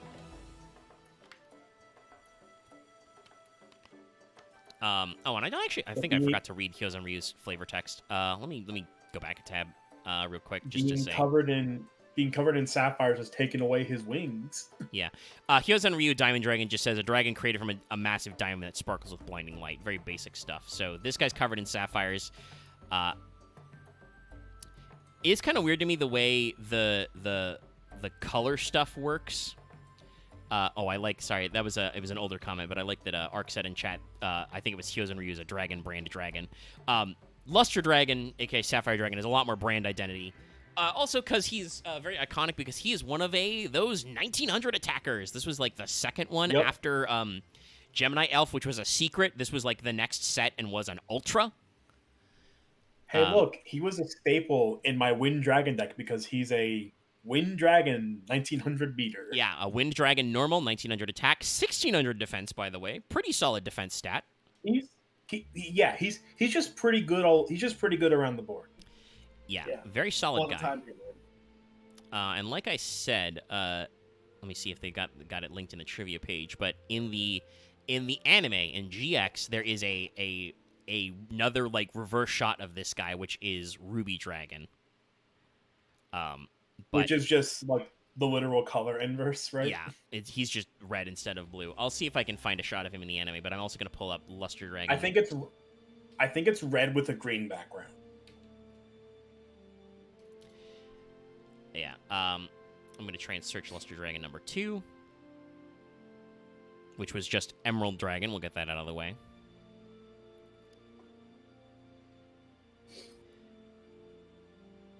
Oh, actually, I should say this too. Luster Dragon number 1 is Oh, actually, very funny things. Okay, so sorry. There's a lot of things going on here. I opened the trivia page. First of all, Luster Dragon regular is on Ichiroku's Ledger Book and Star Blast if you've never seen them. Huh?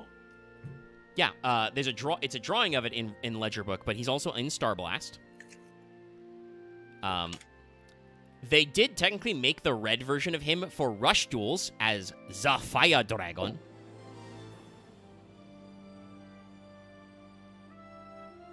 Okay. But yeah, there's a picture of it in Ledger Book, and yeah, it's in Star Blast. That's very funny. Let me grab Ruby Dragon from the air. But also, I just learned on the trivia page, so Luster Dragon number 2 was originally just Luster Dragon, but they changed it to number 2 because the regular Luster Dragon came out, I guess because one of them is normal summonable. It's very weird. Seemed like they made an oversight, I guess. Yeah. And again, I they see that comment in chat. It's so true. He was my big boy card as a kid. Yep. yeah, he was your boy. This Also, is my strongest guy. like I said, they really shouldn't have done the Luster Dragon thing. I don't know why. Like, was it a Pokemon concern? Because this was like 04? Were they worried about Yeah, it's naming just a something palette Ruby swap. Sapphire? Yeah, Ruby Dragon is literally just the palette swap. Its flavor text is weird. It's described as saying a very beautiful dragon covered with ruby, doesn't like fight but has a high defensive power. Its stats, what it appeared in the anime, are 1600 attack and 1300 defense. It feels like that should probably be 1900. Oh shit, did somebody have a... Yeah, somebody extracted what the card art should look like, or they did a Photoshop. Here's what it should look like blown up. Ruby Dragon, print it, ship it. But like I said, it is not yet real. It's anime only.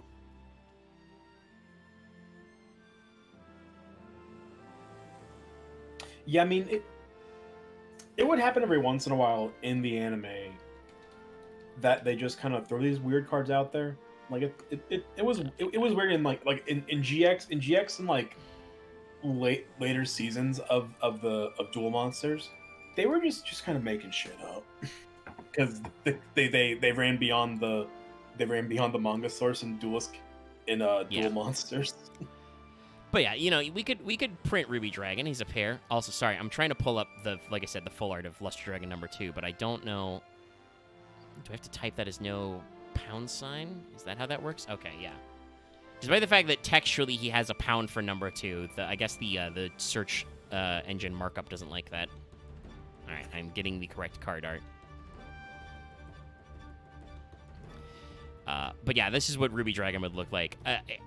There's no reason why they shouldn't print him, but it'll probably be in like one of those Animation Chronicle type sets or premium packs because it's just a dumb anime card. I do hope they take the opportunity to fix his stats so at least he's the reverse, so he's like 1600 attack, 1900 defense. Could be funny. Doesn't really need to exist any other ways.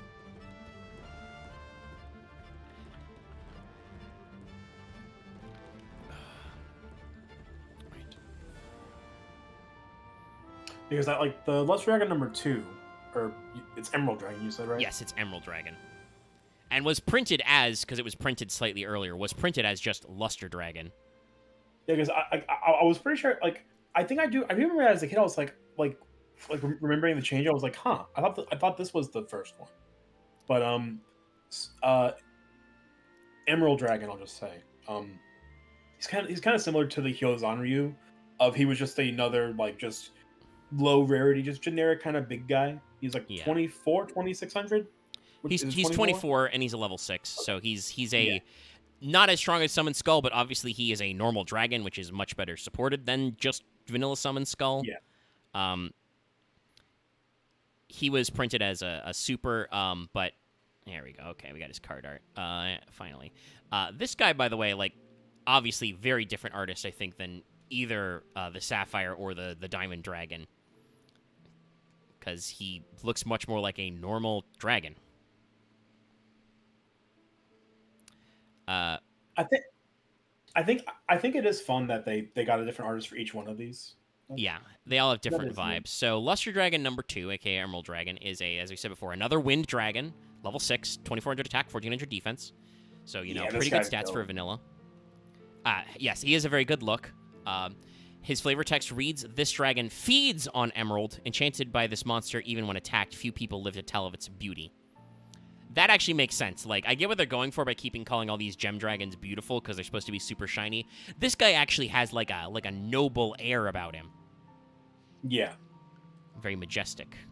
And there's also a big green moon behind him, which I'm pretty sure they just like took a clip art of the moon and stuck it in there and like green tinted it, but it still looks cool. Yeah, like it's sometimes just taking something basic and can work just fine. Look good. But yeah, it's another vanilla. This was another good one to play in Dragon decks, you know, back again in the Prog days, because it's a 1 tribute. It's like the biggest 1 tribute dragon you could make. Much better than Curse of Dragon. But we finally, at some point, Konami stopped doing this Luster Dragon shit and actually started to name these dragons correctly. They also did not do the Hyozan-ryu either. Because another very iconic boy that we're going to attempt to pull up is Alexandrite Dragon. Oh, yeah. Which you could argue is a retrain of regular of Sapphire, because he's an even bigger vanilla. He's a 2K beater, right? Yes. I almost called him Alexandria Dragon. Yeah, Alexandrite Dragon. And I think, yeah, this was 2011. I think he's one of the first. I think Gene Warp Warwolf was literally the first, but I think Alexandrite Dragon's one of the first 2K attackers. Also, again, has a completely, different art style. But this guy was first released in Photon Shockwave, but also has been printed in a shitload of starter and structure decks since then, because he's just that good. Also a Battle Pack 2 card. So this guy's available in that funny Mosaic rare. This guy's kind of gets outright replaced, Luster Dragon. Yeah.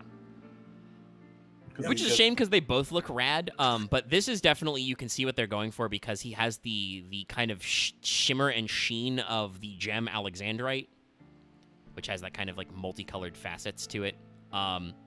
He's honestly, go ahead. Sorry, I know Omega may not get this, but Monster Hunter World and Joyce would get this. It feels like he's in the sky and Titsi Yaku is just beneath him. He's like, oh shit! He's gonna flashbang me out of the sky. Big rip. Also, by the way, I forgot, the OCG name for this is very funny because it's all together. It's Alexandri Dragon. Not even Alexandria or Alexandrite. It's Alexandri Dragon. Alexandrite Dragon is better.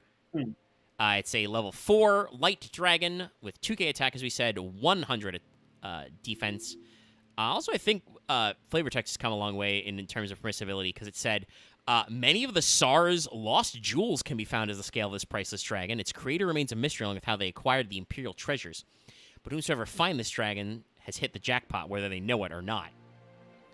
This is actually a reference to Alexandrite was discovered and named in Russia and was a big part of the Tsar's treasure. Oh.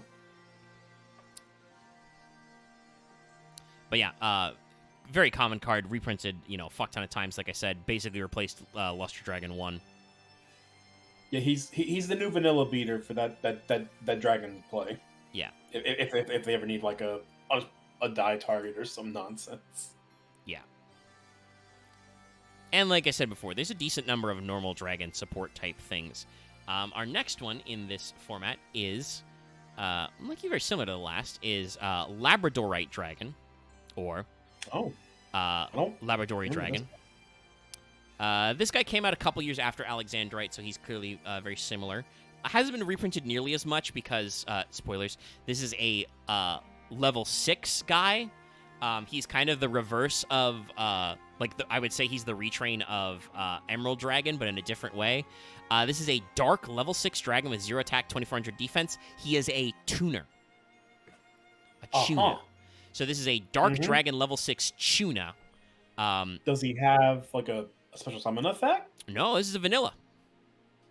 Oh, he's just a guy. He's just a vanilla tuner? Yes. He's just a weird little guy. Which is why he hasn't been reprinted nearly as much. This was printed in Structure Deck Rocket Revolt, though. I mean, this is a neat concept, but I don't see any way you can do anything with that. Oh, not inherently, but there are a few tricks. First of all, hey, I'm sure there are. Like it's level 6. I'm sure. I mean, literally, we talked about Queen Dragon Jin earlier. Oh yeah. She can summon a level 5 or higher, so that's one way you can get him back if he's in the graveyard. By the way, hey, Dragon Train loves you to send normals.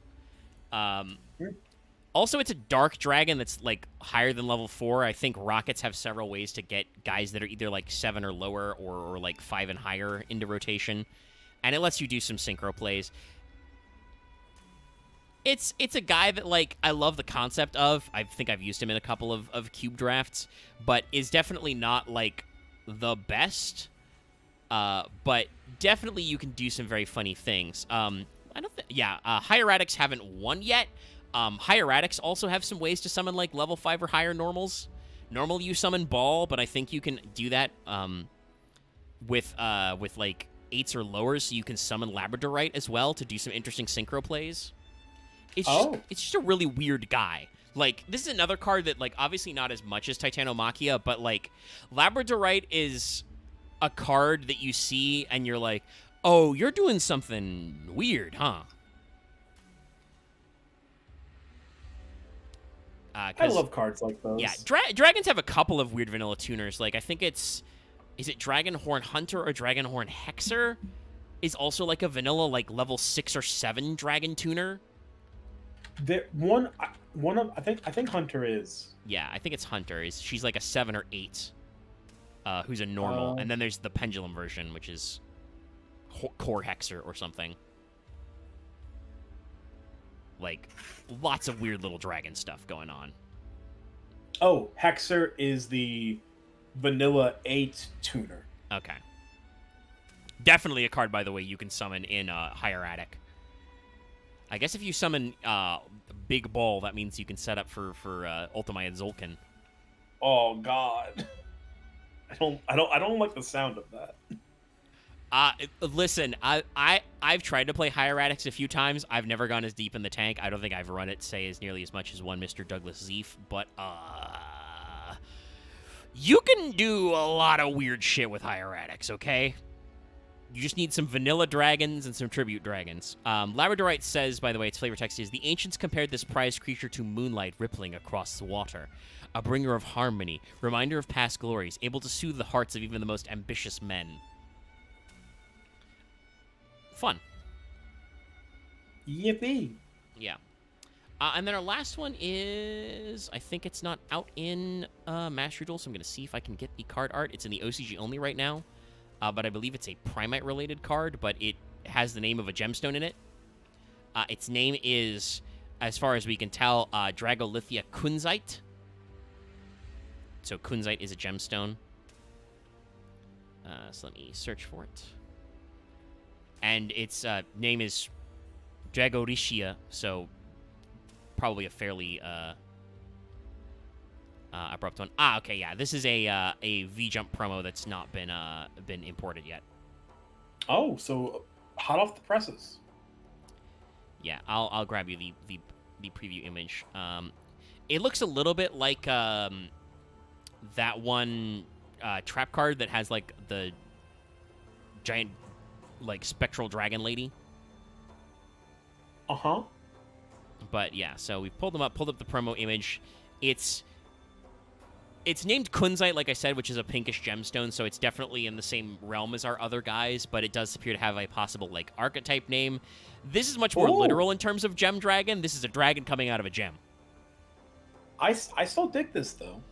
No, it's a different look, but it's very good. And that's the thing we've said about these, like, again, the gem dragons aren't really an archetype.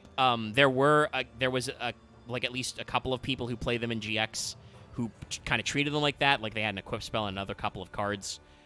This is more of like a series of cards. Yeah, but it's a theme that Konami keeps remembering. So Dragolithia Kunzite is an Earth Dragon, level 8, 0/0. If this card's in your hand, you can send a level or higher normal monster from your hand or deck to the graveyard to special summon it. You can use this to foolish a normal dragon or any other dragon. Because this is probably, by the way, a Primite-related card, but it's a V-Jump promo. You can banish this card from your graveyard, target a normal monster to your graveyard, special summon a defense position. You can only use one effect per turn, and only once that turn, but still, it's a level 8 Earth Dragon that lets you yeet a normal from your deck or hand to special summon it.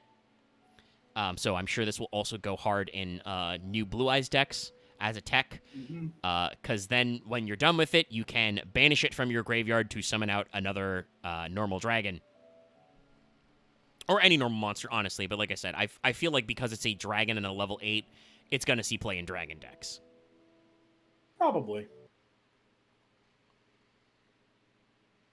It'll fit right into the dragon pile. And like I said, this is a card that was a V-Jump promo. It was printed in, let me double check what month of what year it was. Oh, okay.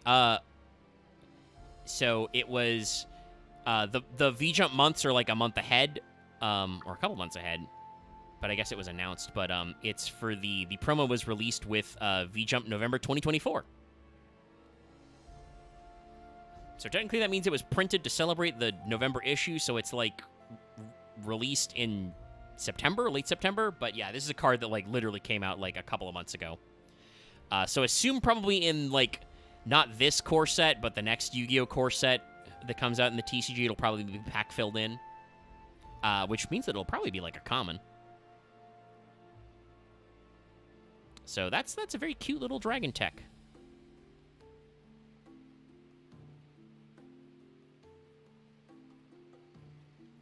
But yeah, that's the Divine Dragons and some Gem Dragons and some other dragon type support. Dragon and dragon accessories.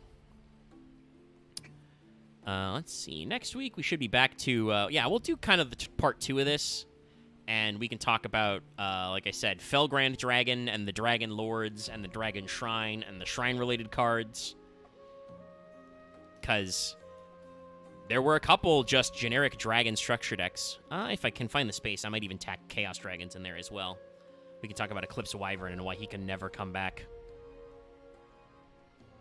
He can never come back, chat.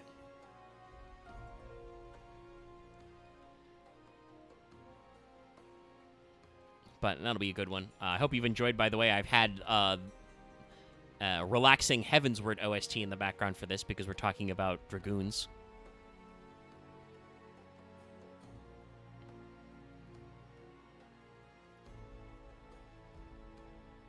Oh, yes. It's just been a nice vibey. Just talking about dragons and stuff. Not, like honestly, most of them yeah, haven't been. A few of them were a little goofy. Nobody was really super ugly. Some of them were pretty cool. There was like one goofy looking card and just one like unplayable card. Yeah. So all in all, some solid stuff. Yeah. Sorry, I was distracted there for a second because Zed in chat went into our Discord, which you can join right now, and posted "Is it Signet?" Which is a card from Magic the Gathering that indeed looks very much like the Kuzanite dragon. It's just a little gem dragon guy. But yeah, so next week we should talk about more dragon stuff. Like I said, we'll talk about Felgrand and all that associated stuff. Because, yeah, he's part of just, like, another series of, like, technically generic, but, you know, dragon-y support type guys. Because they're also, like, Knight of Felgrand and, like, Paladin of Felgrand, I think, who are, like, warriors. So, like, you know, you're still seeing some of these off-brand supports. This was technically a poll winner. Loth suggested this one, which means Loth has to come up with another one. Don't worry, you got like a week. It's not even December yet. Just to fuck with me. I don't think so. I think they just wanted to see what we did. Because now I have to think of another one. Yeah, I know. But you can vote in the poll if you support us on Patreon at the $5 or higher level or levels. You know, we had a fun time. We made lots of Lord of D puns. And I'm going to shiggly shimble on out of here and go about our days. Thank you, everybody, for tuning in.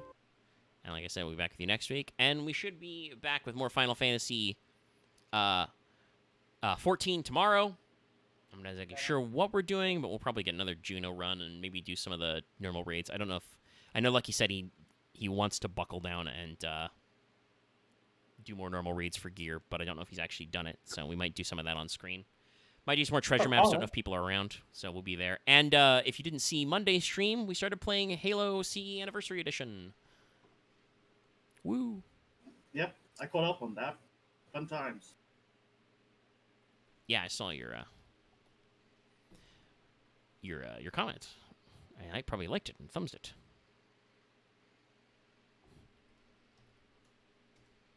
There were a lot of things you both missed that I'm just like, oh no. As someone who knows this game back to front, should I be disappointed in myself? I mean, they just have to play Cursed Halo with one eventually now. Maybe we'll get there. No. Oh, I'm sure that there were visual gags we missed because we're just yapping. I know, because you timestamped it. I saw the clip of Lucky just, like, ignoring an invisible guy as it sorted a Marine in front of him. Yeah, just right in front of him. The screen was right there. And Lucky's like, grenade. He's like, none of that. Listen, that room is very tough. But anyway, we'll get on out of here, chat. We'll see you guys later. Thanks everybody for tuning in. Don't forget to like, comment, and subscribe, and I'll say good night. See you all. Take care. Have a good